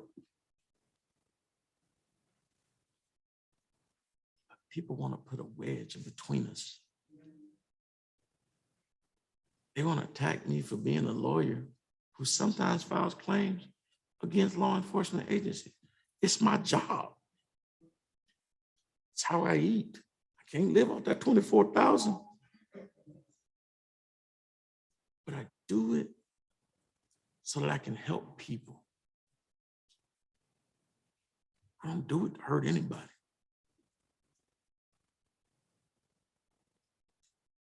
So the reality of this is what's going on. You've heard what this commission does. You've heard how we've backed the blue. And so we back the blue. We believe in all the young men who work for the Palatka Police Department. And we just want to make sure that one bad apple or a couple bad apples don't spoil the bunch. We want to make sure that a standard of excellence is always in place. You saw young men assembled across this front of this room who are out saving lives. We had an officer come up and say that his technique is to make sure that everybody he encounters has a positive experience with a law enforcement officer. We've got good officers from the sheriff's office on. There's some guys back there that I've had great relationships with over the years. There are guys back there that I know who work closely with my brother and others from the sheriff's office.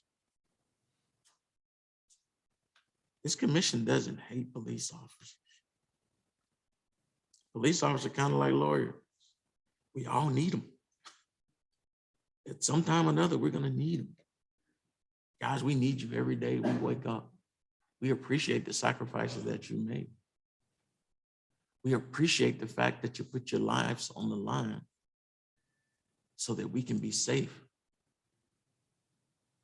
But sometimes we feel like it's necessary for us to say, hey, this is what we think we can do to make things better. Now, that shouldn't be looked at as an attack. It should be looked at as a teammate saying, hey, let's make the team better.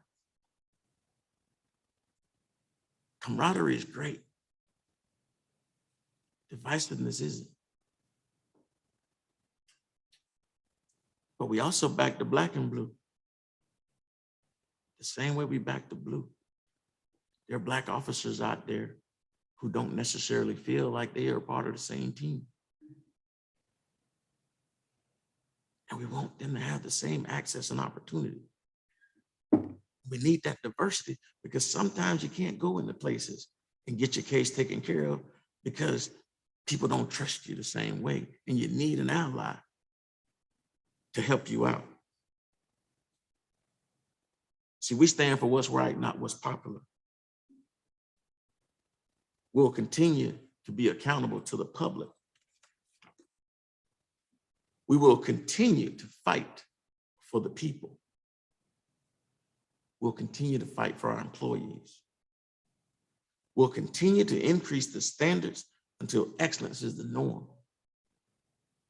We'll stomp out racism, nepotism, bigotry, ignorance, and apathy. And we'll unite this community so that it's better together.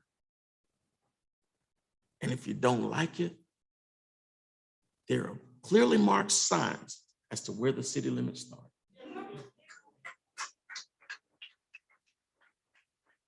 You have an option to move in, stay here for a year, and run for these seats and get this 24,000. You have an option. 18 for us. We don't make it much as you. You don't catch the hell I catch sometimes either. You got an option to move outside the city limits as well.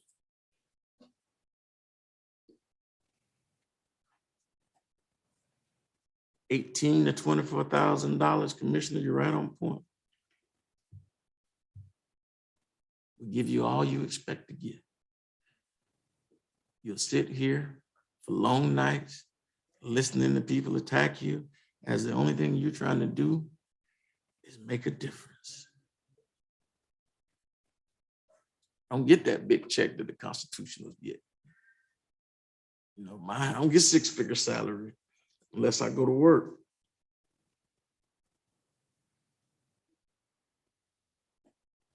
We have many caring officers. That's great young men who are working their butts off. But I have concerns. We'll continue to address concerns. I believe that it may be necessary for us at this time to do a full investigation on some things that are going on inside our agency. I can't control another agency. But we need to investigate some inconsistencies. And it needs to be done from the outside, not from the inside.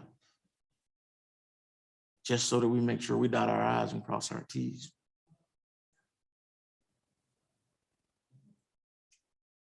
And my hope and prayer is that it does nothing, that it reveals nothing negative. It's no different than an audit that was asked of us when we first became commissioners.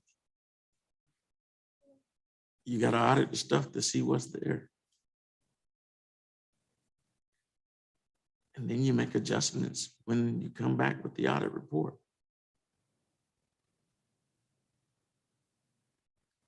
I believe that leadership is absent.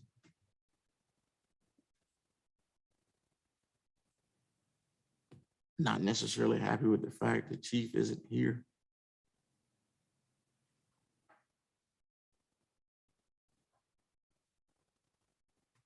And we haven't heard from him. I wish he was here, because he would be able to say something different. I want to hear from him.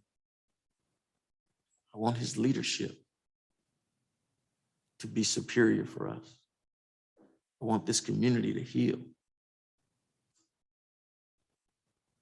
And as for the attacks on my character, on my love for my community, I'll deal with it, and my God will deal with it.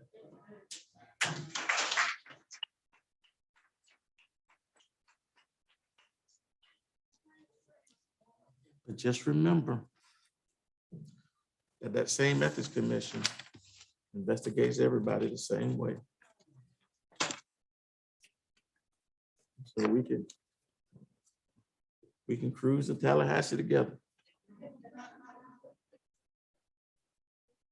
and deal with issues such as why officers engaged in criminal activity don't get arrested. We can deal with other issues that I think are very critical to the growth of this community. But I'm not gonna sling mud. I'm not gonna stoop. I'm gonna pray for this community, that we grow, that the people in this community grow, and that we become a better version of ourselves. And that hatred and despite and all these other things find themselves being very unpopular in the gem city of the St. Johns River. Because regardless of what others may think, it's gonna shine again. And I know I can go home any day of this week knowing that I've played an important part of the growth and the rebirth of the city of Palatka. I know for a fact that I have friends who wear those uniforms, both green and blue, and that I treat those men with respect and dignity. That's my comments. And my prayer is that love will continue to conquer hate, and that the blue and green stop making it be black and white.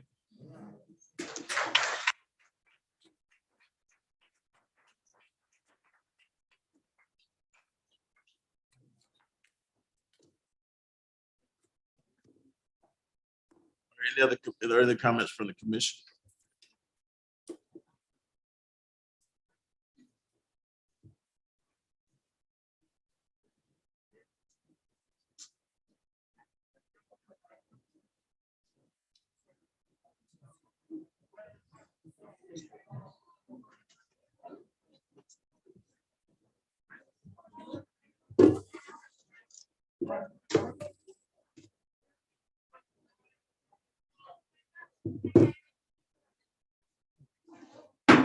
Stand adjourned. We'll stand in recess for 3 minutes.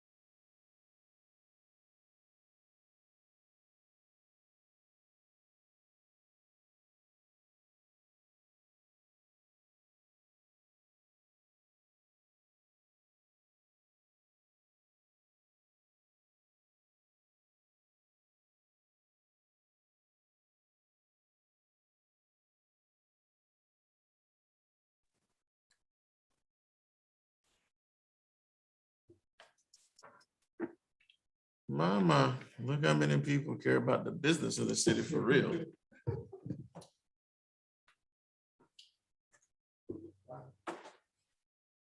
Now that the show is over, we can get down to business.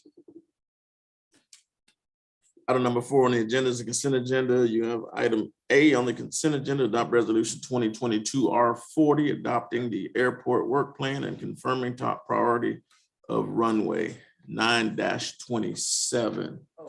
Do we have? Who do we have with us? Mr. McNair here? Mr. Mayor, Matt Singletary from our consulting firm Passero, engineering firm Passero Associates on the line, and Mr. McNair is standing in the doorway. Welcome, Mr. McNair.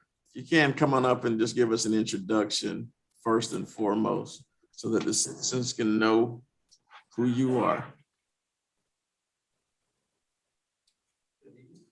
Good evening. Let me try that again. Good evening. Good evening. We can close the door now. Close that door, Margaret. Just close down for feedback purposes. Sure. Mr. Mayor, just as an introduction, I want to say that Mr. McNair caught me in the hallway just now and said, "Is it always this way?" I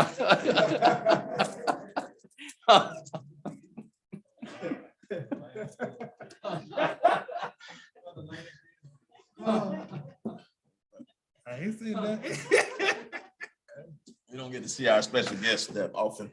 It's only like that on Student of the Month. All right. No.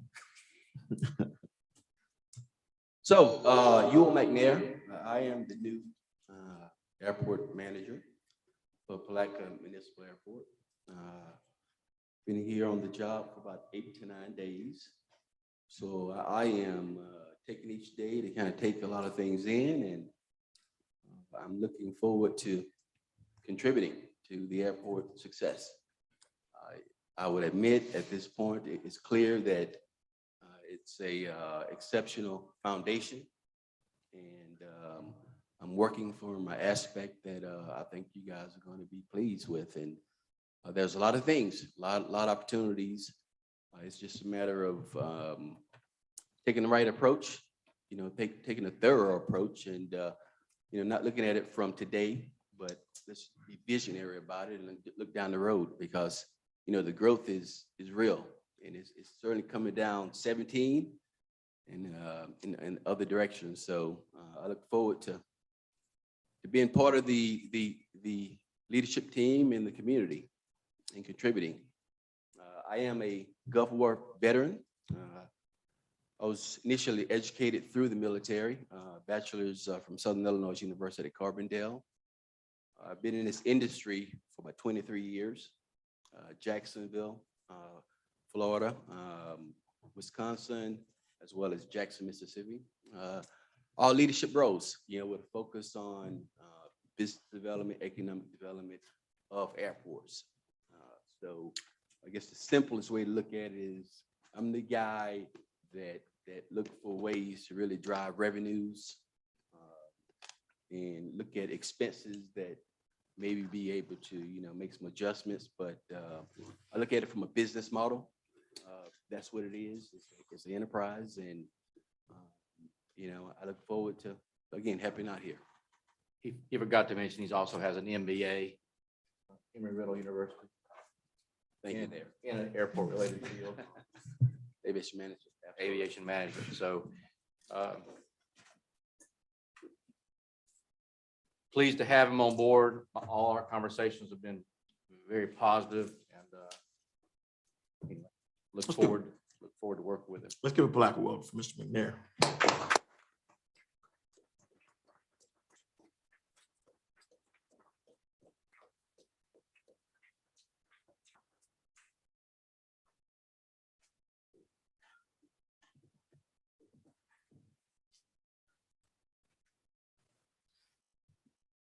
Is there a motion as it relates to the consent agenda? I'll make a motion to accept the consent agenda as it is. Second. It's motion on the floor in a second. Is there any further discussion? Discussion. I have a question. Go ahead. But on the airport plan. The priority runway I see is on here, but it also says something about entrance. Is there an entrance? Where's that entrance? Is that entrance on Moody Road or on one? Your mic's off. Nobody can, they can't hear you. Mr. Singletary's on. Where is that entrance? Is it on Moody Road by the fire station, or is it on 100? By the new land that we just annexed in?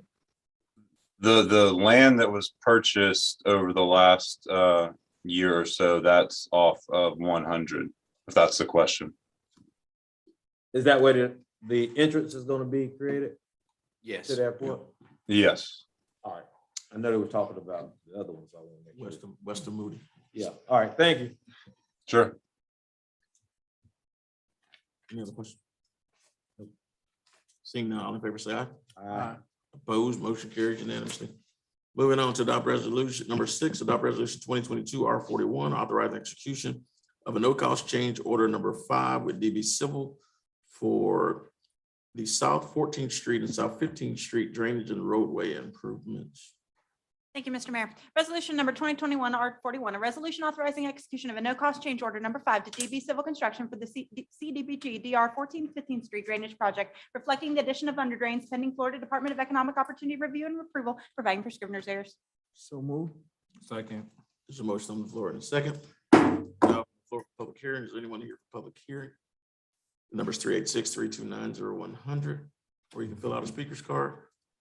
Is there anyone here for public hearing? Not this time. Close public hearing, all in favor say aye. Aye. Opposed, motion carries unanimously. Moving on to item number 7, ARPA budget amendments and draft spending plan. Adopt resolution 2022 R31, authorizing Palatka Fire Department to purchase SCBA PPE safety Thank you, Mr. Mayor. equipment and amending fiscal year 2021 budget. Resolution number 2022 R31, a resolution of the city of Palatka, Florida, authorizing the Palatka Fire Department to purchase SCBA PPE safety equipment, amending the budget for fiscal year 2021-22, providing for scrivener's errors. So move. Second. There's a motion on the floor in a second. Everyone here for public hearing, same rules apply.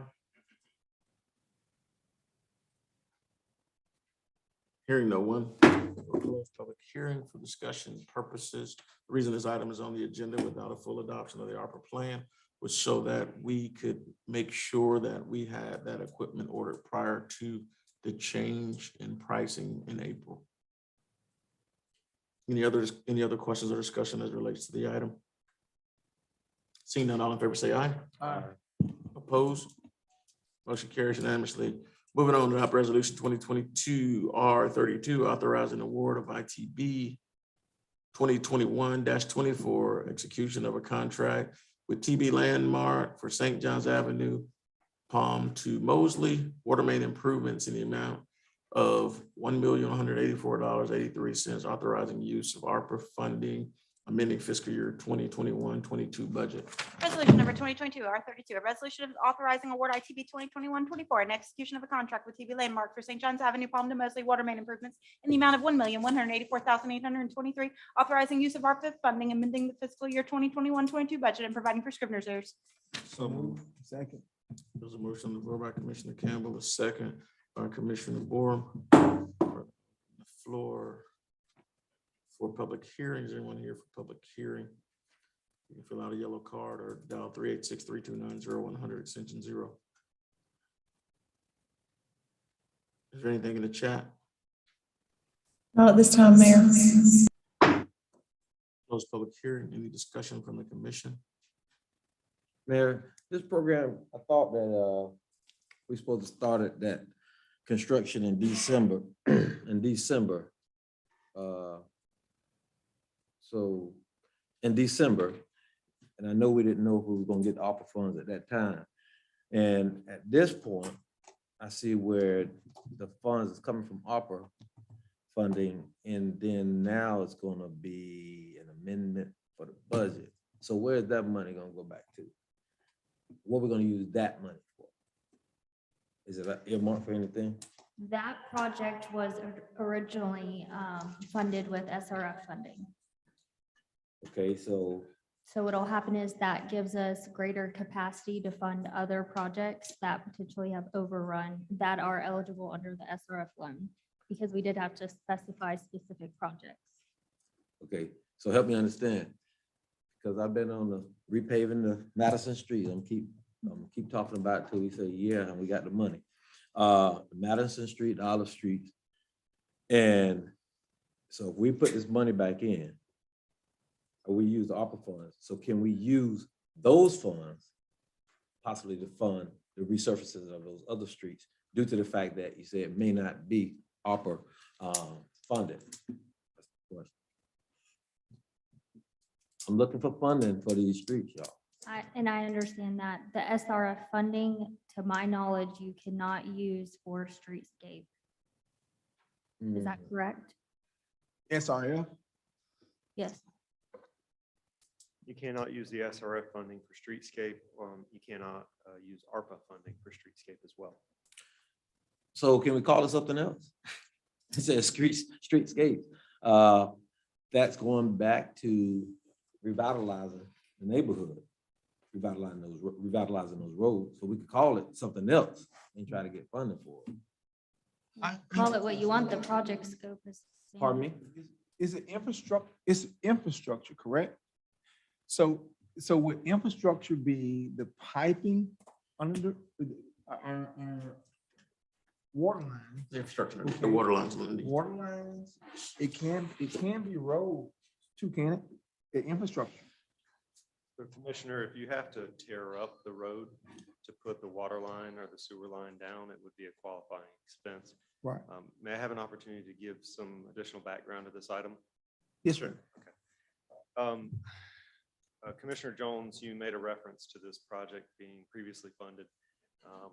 We had identified this project as potential for SRF funding.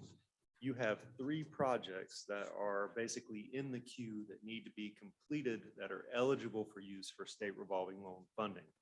Those projects are in excess of what you have in remaining funds. Now, those projects are also in partnership with the county. Those 3 projects are St. John's Avenue West, which is generally from the area of Skeet Club to Ziegler Drive, of which they have funding to reconstruct that road and put stormwater in place. St. John's Avenue from Palm to Mosley, which is the project we're talking about right now. Right. The county is out to bid and waiting on us to replace the water line where they resurface it. And St. John's Avenue from Mosley to the railroad tracks. That project is in design right now. Okay. But the question go back, just like Commissioner Borum said, my question is kind of simple. Because it does says infrastructure, and I know I sound like a broken record asking for funding sources. And we find some other things, but infrastructure equals road. I asked for the map of any of those roads that's going to be done in the near future as far as piping, repiping, and putting new water lines in. And it's on the schedule down the road. And I made it clear that I think that we want to see at least these roads where people are traveling and staying in these communities resurfaced, because I don't think that we're going to get to them in the next 3 years as far as water lines. And so do they keep tearing up their vehicles on these roads, or can we do something to, in the meantime, I don't want to say patch, but we could surface it. We got to go back in. We have to go back in because we have done that in the past. You do it all the time when we go into the roadway, or maybe go on near the sidewalks and put these lines in, because that's what I watched on Oak Street. I seen them putting down piping in this project now, and they're not going down the roads. So it could actually, they go in, put those water lines down, and don't even go in the road. So the road may not even get resurfaced. Well, you still have to cross the road every 300 feet, sir. That is the distance of our blocks. The roads on Madison Street will require a total reconstruction. That is no small task. On top of that, the stormwater infrastructure from approximately 7th Street to the west, all the way to the railroad tracks, is severely deficient. So when we start tearing up the roads, we're going to start uncovering a lot of things that require our attention. And I can pretty much guarantee you that the sanitary system is probably deficient there as well. We know it is. So, and people don't come in and ask a question in here, but they ask a question when I'm on the road, and I'm quite sure everybody else has got this question. So when is it scheduled? Is that scheduled in the next 3 to 5 years, or is it further down the road? Sir, it is not technically scheduled until you identify funding. So we can show the road in reference to when it would be scheduled for reconstruction or resurfacing based upon its remaining service life. But that is only as good as far as your funding goes. And currently, the city does not fund any resurfacing with its dollars. All of those capital projects are achieved using outside grants. So I understand that, but when are we gonna seek this kind of funding? And we've got the ARPA funding. We submitted 2 grant applications in the past 2 months. One is a Florida Department of Transportation Municipal Small County Outreach Program grant for Madison Street specifically. We should hear on that this summer. We've also submitted a St. Johns River Water Management District Ready grant for $500,000 for potable in that section. So if those grant applications are successful, it's possible that we will start to be able to pull some capital funds together from multiple sources to be able to put together a meaningful project along that corridor. Great, I'm glad you just mentioned potable, and I don't mean to put you on the spot, but potable water projects are eligible. So why can't we put that on the list of priorities to go on that road? And we can make it eligible to do that entire project. Why can't we expedite that and make that happen simultaneously with the other projects that we got going on? That's the question, $1 million question. You could, sir. I would remind you that you have a partnership with Putnam County to resurface and reconstruct 3 segments of St. Johns Avenue, of which our portion of the project is to replace the potable infrastructure so that we don't continue to have to tear up roads after they're resurfaced or reconstructed. And on that project, we actually agreed to more than we originally was gonna do. Is that what we're doing now? Not sure I understand which I thought project it was you're from talking to, sir. Mosley to, because we're now from Palm to Mosley, then Mosley to 13th. But originally it was said that we were gonna go from Mosley to 13th, the railroad track. Now we're going to Palm, which is in the county, correct? Well, there's 2 phases there that you're talking about, 2 separate projects. The original application was from Palm to St. Johns Avenue with the county. The county was managing the project. The engineers came in, they did an analysis of the road, and they determined from Mosley to the railroad tracks, it was not eligible for resurfacing. The road is in such poor condition, it is a total reconstruction. Went back to Department of Transportation. They said, we're sorry, but you only have enough money to do resurfacing of that section. You can't add reconstruction. The DOT then strongly suggested, urged the county and the city to submit an application under the next year's funding cycle for reconstruction of a portion of that previous project. We broke it into 2 phases, if you will. So yes, you are correct. It was initially from Palm to the railroad tracks, but then the engineers determined that we could not resurface that section from Mosley to the railroad tracks based upon its current condition. And DOT then asked us and suggested that we submit another grant application in the following year for the reconstruction from Mosley to the railroad tracks. And so within that, just for clarity, explain how the appropriations request fits into that schedule as well. You're gonna have to help me, Mayor. The Which one? 2.1 on St. John's potable. Yeah, that's another phase of St. John's Avenue. I mean, we're also doing resurfacing and more intensive streetscape and pedestrian enhancements from 4th Street to 13th Street. And we went across the tracks with that phase because there are some pedestrian improvements that need to occur at the railroad tracks. There needs to be a pedestrian signal crossing. And as you might not be aware, I don't know if you've noticed, there technically is not a sidewalk that crosses the tracks there. Pedestrians have to walk in the road. I am aware, but as you can see, I am trying desperately to get some equitable work on much needed areas. So I want you guys to keep looking for funding. And when I see the funds are gonna be, we're gonna do the budget amendment and then these funds are going somewhere else, I just wanna know where it's going, since we're looking for funding to complete those road improvement projects.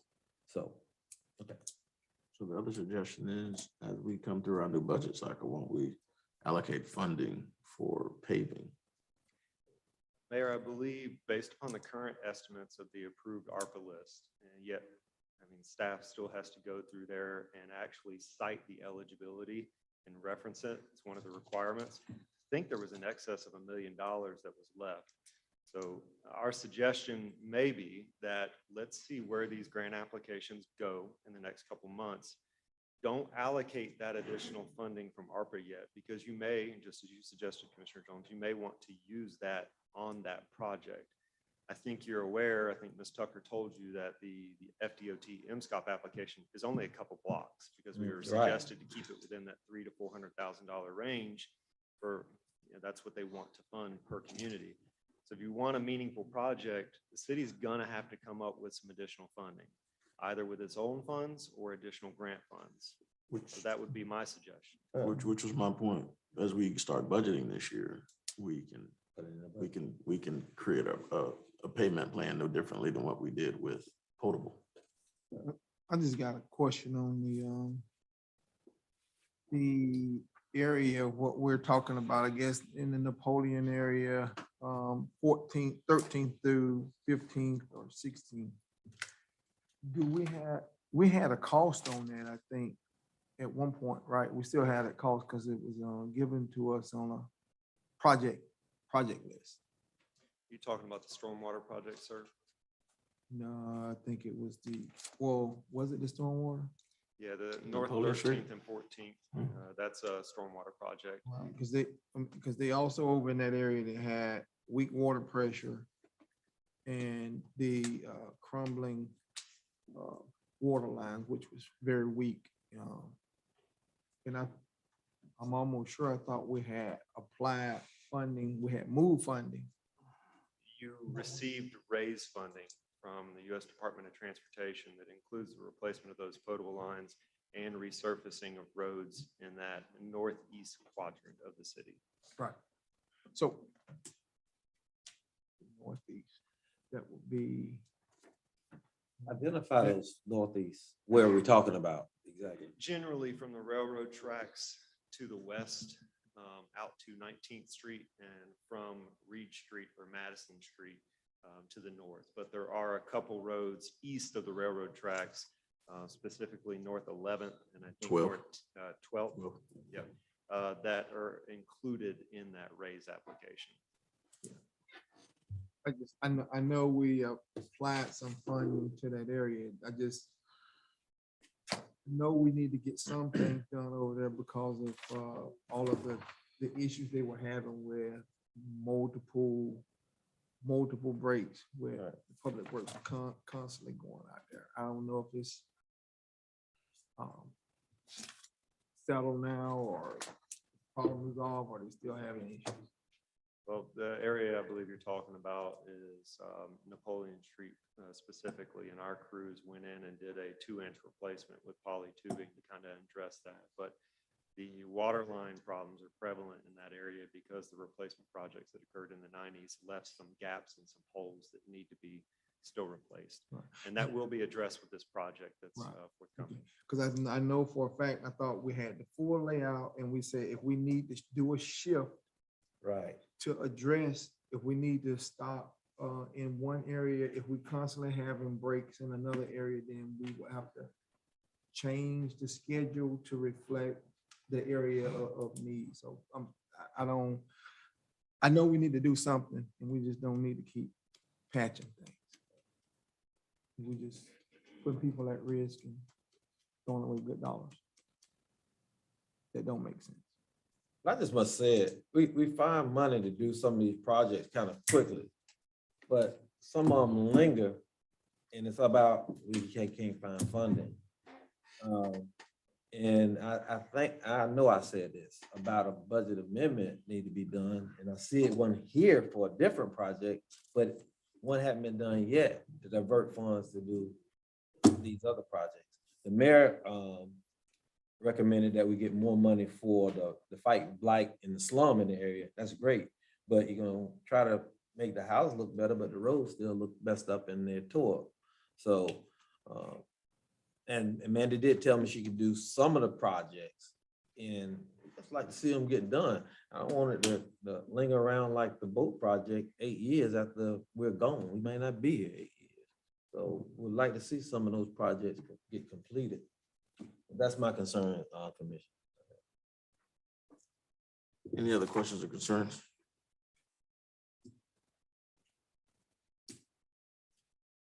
Seeing none. Call the question at this time. All in favor, say aye. Aye. Aye. Oppose? Motion carries unanimously. Move to item 3, adopt resolution 2022 R42 fiscal year 2022 budget amendment for ARPA funds and reserves. Thank you, Mr. Mayor. Resolution number 2022 R42, a resolution authorizing an amendment to the fiscal year 2021-22 budget for opera reserves and providing for scrivener's errors. Second. Motion on the floor in a second. I'll open the floor for public hearing. Anyone here for public hearing? 386-329-0100 or fill out a yellow speaker's card.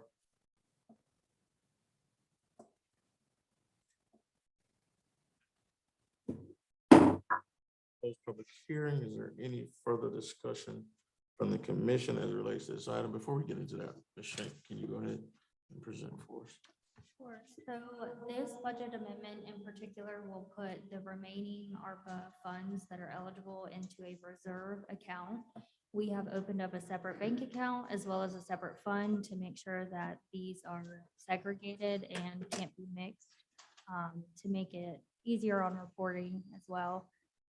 This will allow the commission that once you've adopted a formal plan, we won't have to recognize the funds and do a formal budget amendment. It'll simply just be a budget transfer from reserves. Any questions? Well, and she does have it titled or labeled when on the line. So it's The reserve? right. I mean, I see where it's titled. Correct. 3.6.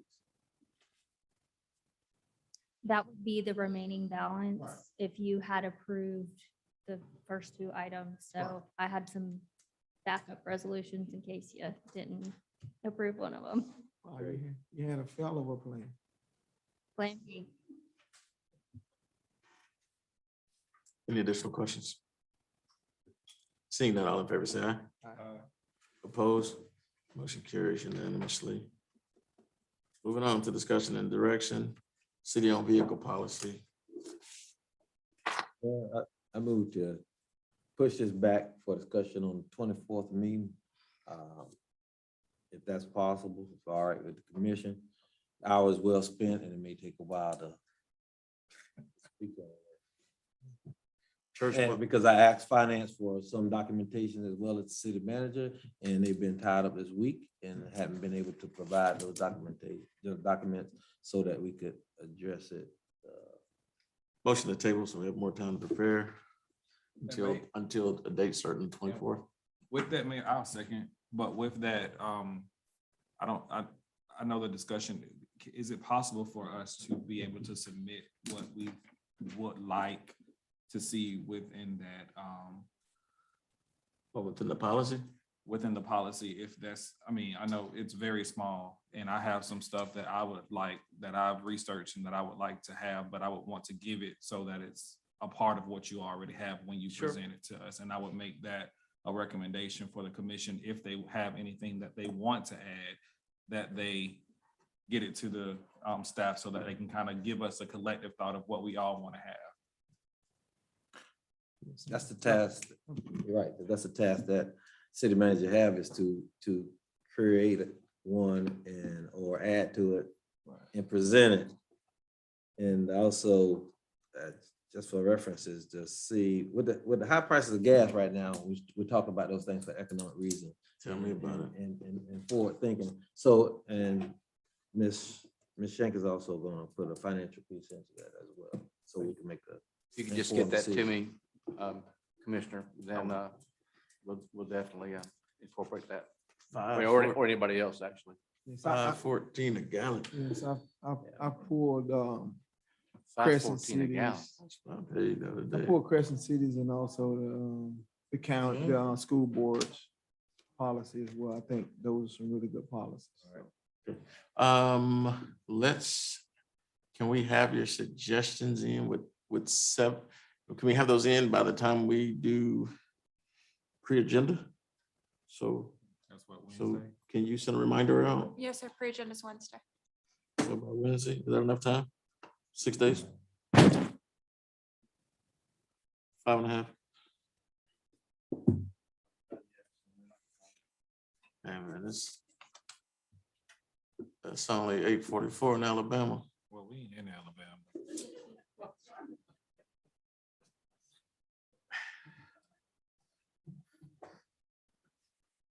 So there's a motion on the floor to table that have we voted on that motion? No, we second it and There's a motion on the floor in a second.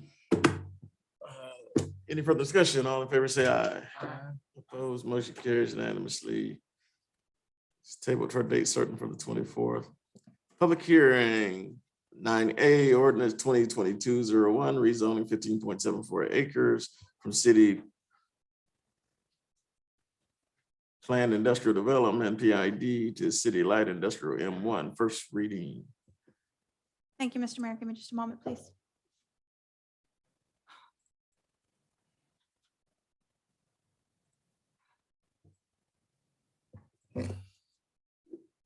Mayor, the city attorney has directed me to point out a couple of modifications within the caption of the ordinance that were just Scrivener's errors.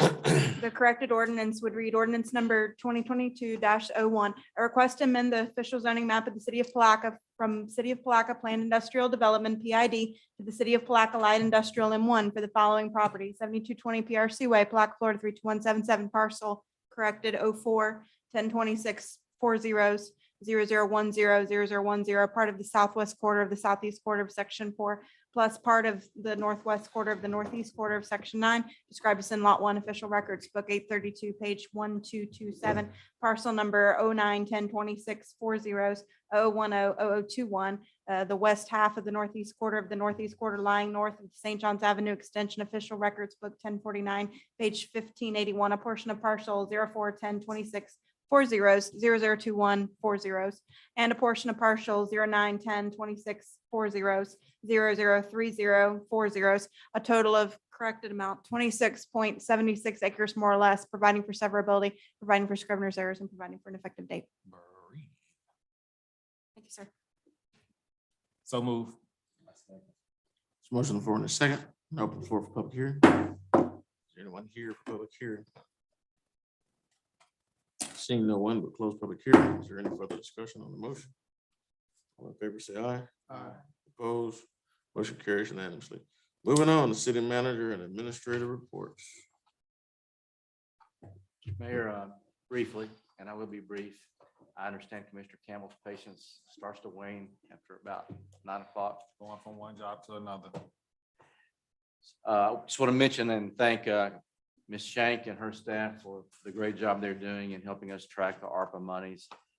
Obviously, we all understand how important this is. At some point, there'll be audits and reviews, and whoever is in place at that point in time will appreciate the work that's being done right now to keep things separate and make sure the transfers are done in the correct fashion and keep all of that book work, that part that none of us like to do, straight. Secondly, I want to let you know that we are Mr. Griffith is going to Public Works about every other day.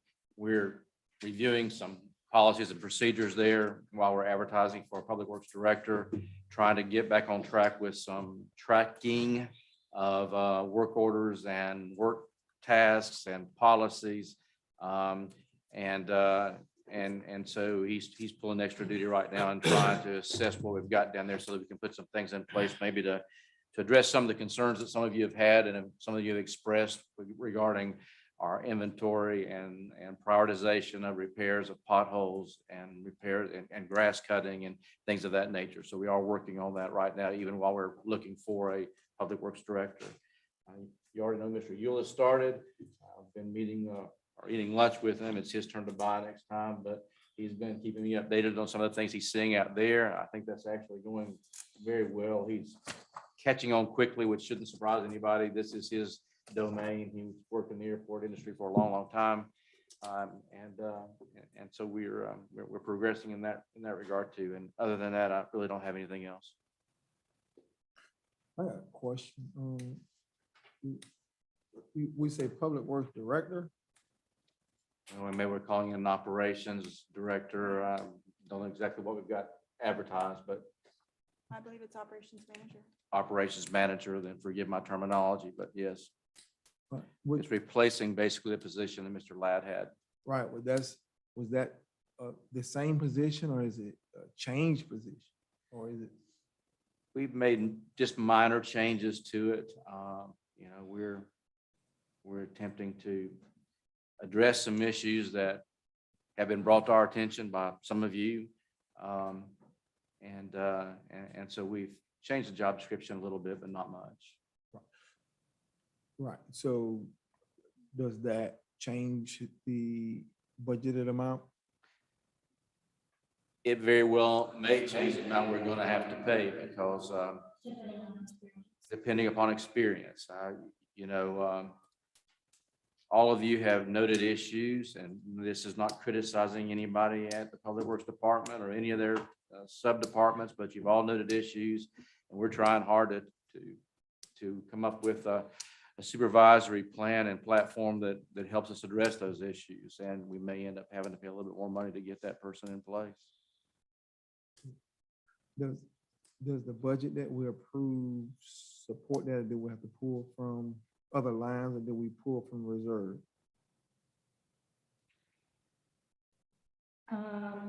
It would probably have to come from reserves, but also you had Mr. Ladd depart as well, which was an unplanned expense. So that's additional funding that was not planned for in your budget. So it's a double pull. Right, it's a double pull. I'm not, you know, we need what we need, but again, we're hitting the reserve again, but we need what we need, so.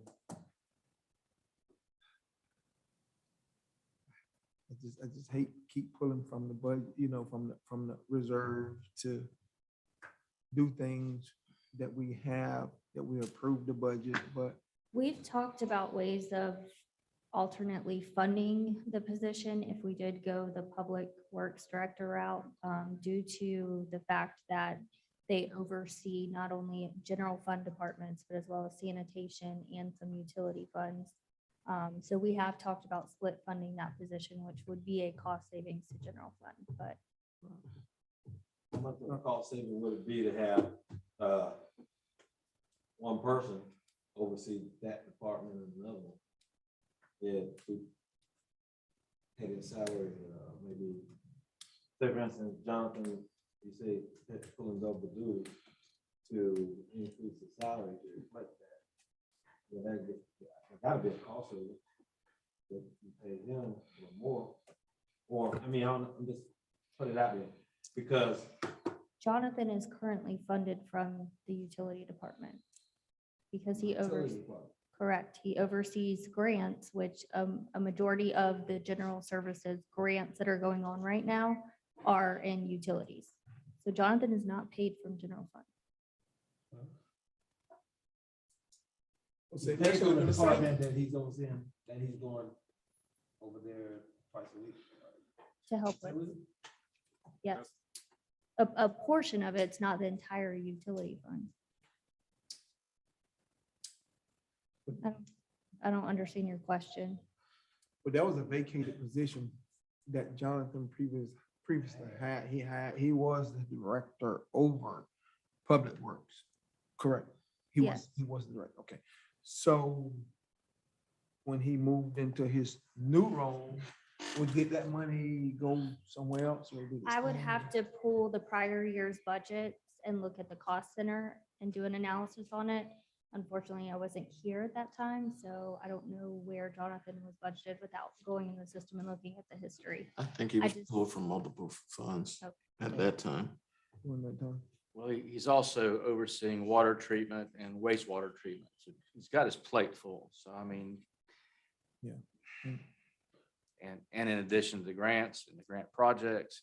So I don't think that having him go down there a couple of days a week, I don't think he's gonna have the time to do everything he's doing and take on that responsibility on a essentially full-time basis, even though he can't do it full-time. So I guess my question would be, has anyone actually applied for the position? Jones is here or not? She's on the call. Okay. I do not know if you have applications. Ms. Jones, have we got any applications? We've only received 2 applications. One is from an employee in-house, and we had one from outside came in this morning. What is the timeline expectation? The timeline expectation for somebody to be in that role? Depends on when we get applications. Well, I mean, I can't- We had 2. Are we gonna look When is the a little closing bit date? deeper, look a little further? Because you had 2. I don't know if they, met all the requirement or did they check out? I don't know, but again, we want to make sure that we get the right person for that role, that's another factor. Not to just get somebody just because they applied. Agreed. I think one of them just came in, she said today. So I mean, I certainly haven't had a chance to look at it. I don't know if she has or not. But I think overall, the question is, when does the application process close, or is it one that is until filled? I think it's open. Is there a closing on that? Open until field. So what I'm trying to do is get enough applications in so we can start the interview process. Right now, we just received the first one in from online. And like I said, the other was an in-the-house applicant that applied for it. Mr. Manager, I just would request that we have somebody who have experience in doing that job and But I'm looking. not just putting someone in there to put them in there, to put a body in. We need someone that actually could. That's what I'm looking for, and we're looking for somebody who's strong on the managerial side of things. Yes.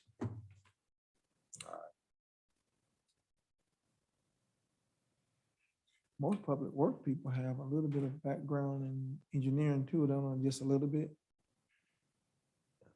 So, Depends on experience.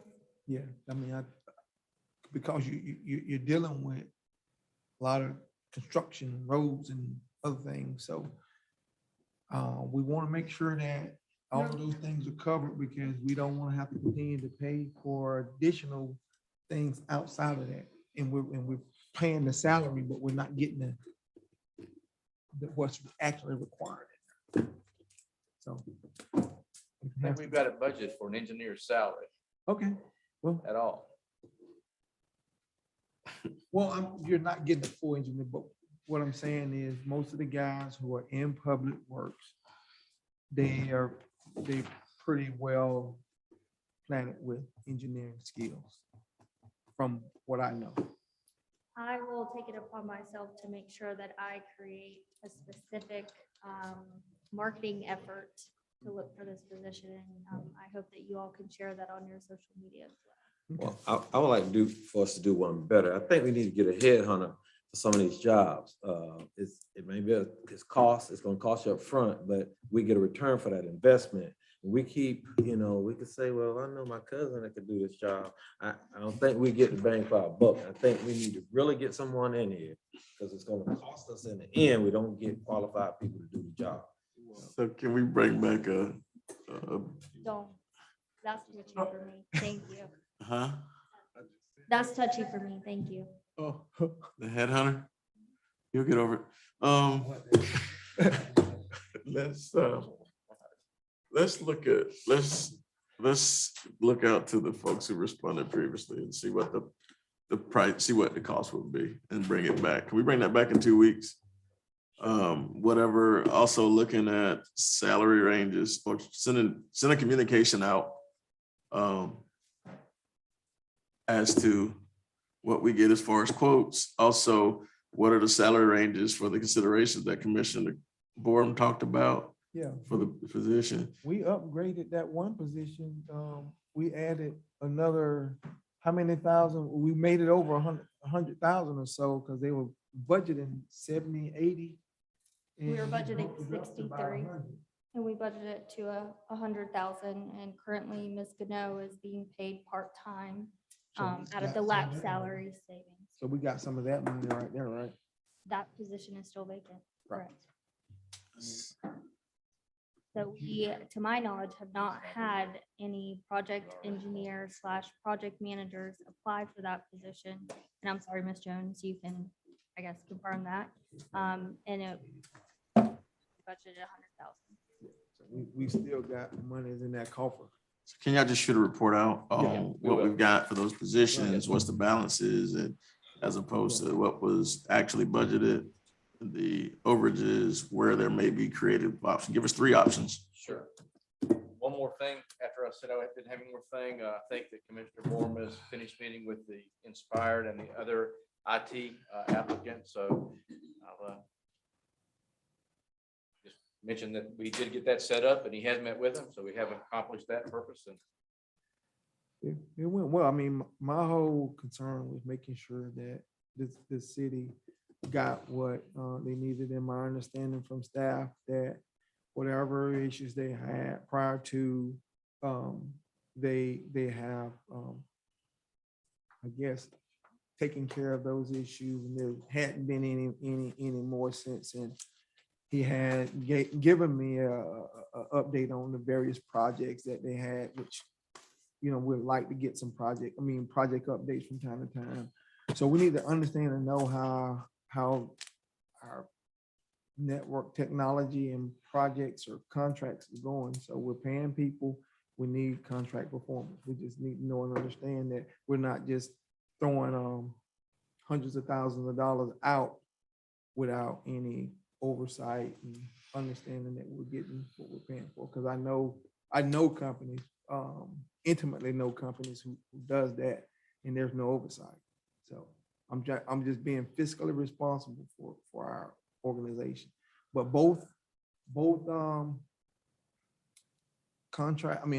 vendors was awesome. Again, we got this Inspired in place already. I was impressed by both. So they're, I'm good with Inspired. I just have one quick question. Commissioner, I know, is there a way, because I know we always requesting updates or things of that nature. Is there not a shared drive that we would be able to have access to where, say, for instance, staff puts updates that we can periodically go into, kind of like a Google Drive or something? Is that a capability that we have for the city?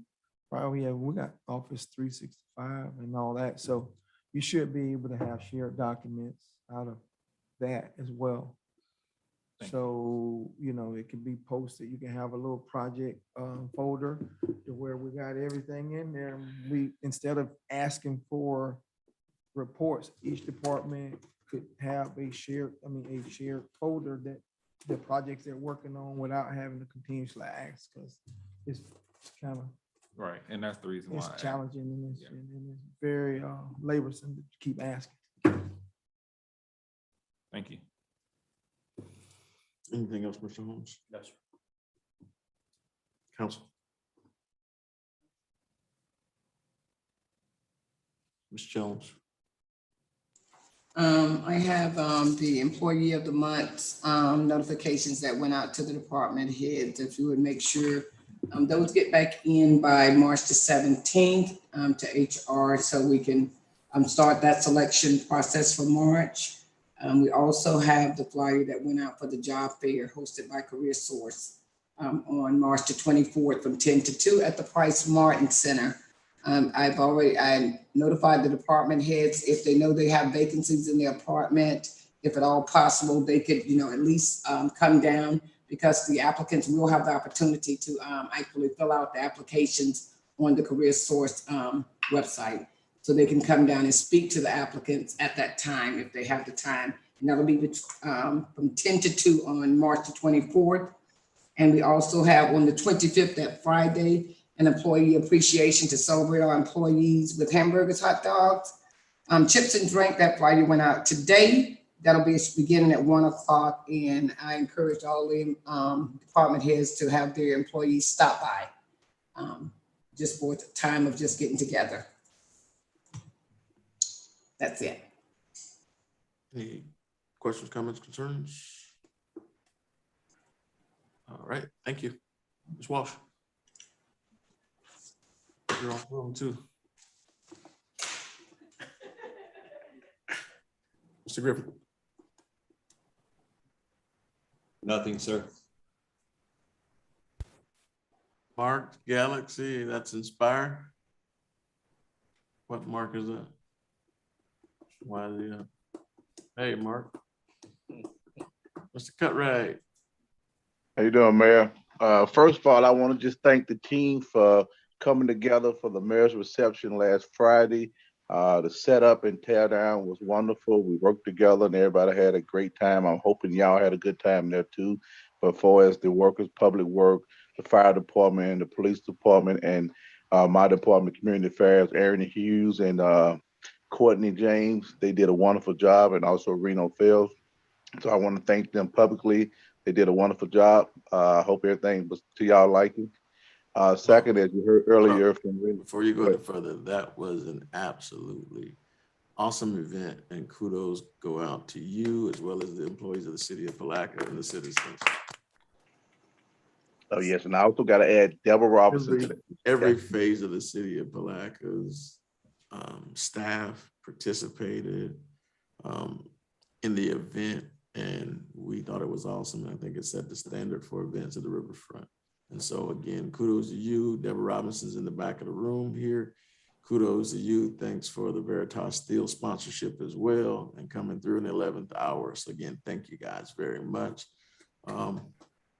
Let's get together. Let's schedule an after action meeting so we can continually improve upon the reception and make it a staple for the city. Yes, Bill. Second, all I want to let everybody know, Reno Fair kind of hit to it. Kickball is coming to an end with the championship game. Postman played this Thursday, but we're gonna move it to next week because of weather. We do have soccer starting next Saturday. We have about 47 kids signed up, but it's still open until the 15th. So if you have any grandkids or kids or kids in the neighborhood, please continue to tell them to come in or go online and sign up. Ms. Jones has also told you about the career fair that we got going, so I don't have to get into that.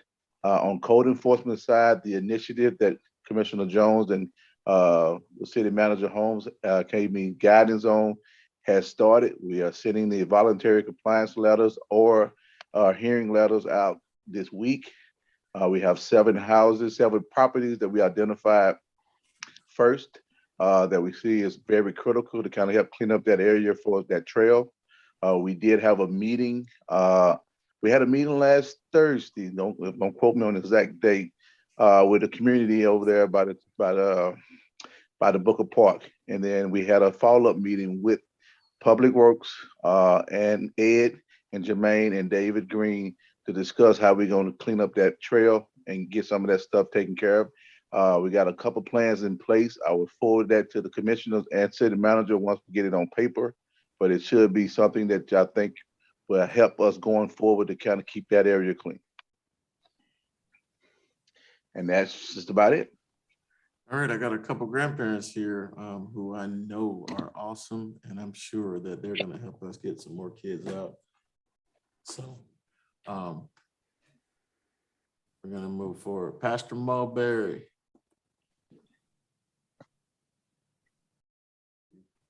He just unmuted. You just muted back, Pastor.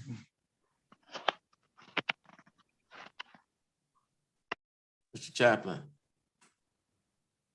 We continue to pray for him. Mr. Daniels, Mr. Dennis.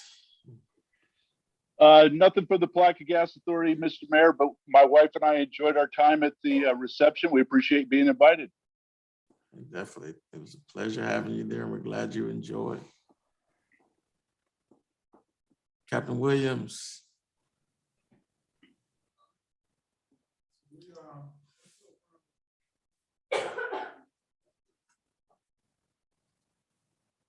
Make sure the light's on for us, sir.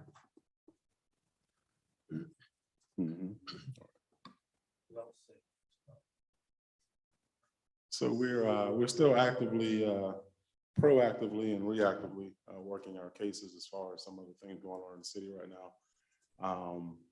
We did apprehend we apprehended all three gentlemen in our March 1st incident, which occurred on 16th and Laurel Street. So we apprehended the third individual today. And we will continue to keep an eye on the situation as things develop. And that's about it. Any questions? Could I give Captain Williams and the chief kudos, along with Mr. Cutright and Mr. Green. They probably ain't gonna blow their own horn, but they did. I attended a meeting, a community meeting where they were invited. I was invited, and they fielded questions about the situations that was going on in the community, and I think people just wanted to feel. They wanted answers, and Captain Williams, Chief Shaw, and Ms. Cutright and Green, they actually accommodated them, answered their questions, and I think it put the citizens at ease. So all the stuff that we heard earlier, that was a step in the right direction and going out in the community, and I wanted to recognize them for doing so because that's something that's needed as well. And so I just want to say that. You forgot about that, but I want to give you kudos for that. I appreciate it. Also, Captain, we appreciate the actions in arresting the shooters in those situations. I think the biggest frustration of situations like that is when you hear the little children on the street. And so, those are the activities that make us all feel safe. And so we appreciate that. And so I think that's the critical piece to the puzzle. The next stage is our engagement and continually figuring out ways that we can make kids scholars and not shooters.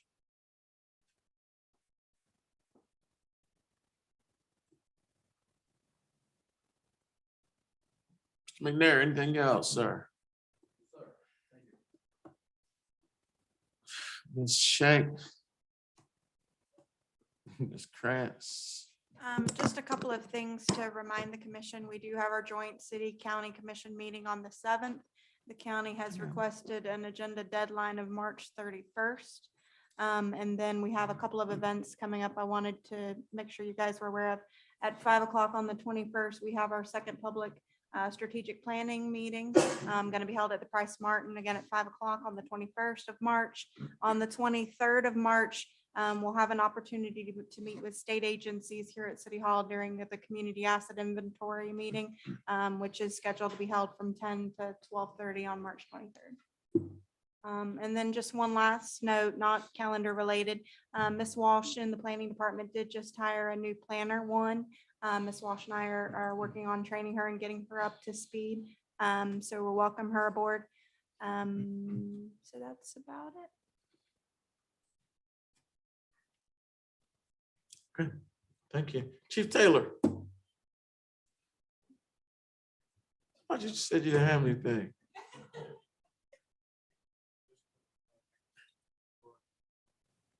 The opportunity to get the air packs with the funding, I think something we need to get going on, and I appreciate that. And other than that, Hey, we're glad to check that box off.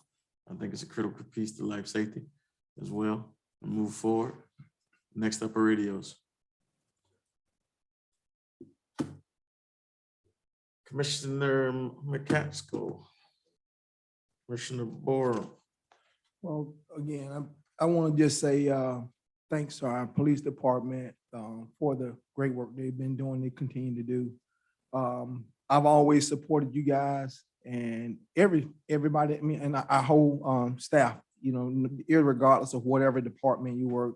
For anybody who knows me, they know full well I am all about the people. So despite what people may say, but anyways, my areas where I look at is fiscal accountability, helping to reduce crime and economic development. So I've been dealing with this ever since 2015. So I'm always looking at helping to bring quality of life back to our citizens. And we put life, we put life, health and safety at the very, very top of the list. So again, despite what people may have seen from the last meeting or whatever, there was certainly never an attack. So that's my statement, and I stick by it. And I have all the information in terms of various things I've been engaged in with the police department as well as management. And I like to share that with the community. I just don't like to put things out in the public. Commissioner Campbell. I just have two quick things. Even with what has transpired tonight, I am encouraged. And secondly, I want to see us bring back the conversation of having someone to do our PR, because I am not satisfied with some of the stuff that I am seeing going out in the public advertising certain things. So I think we need to bring that under our wraps. And yeah, that's pretty much it. Commissioner Jones. I don't know. Ooh.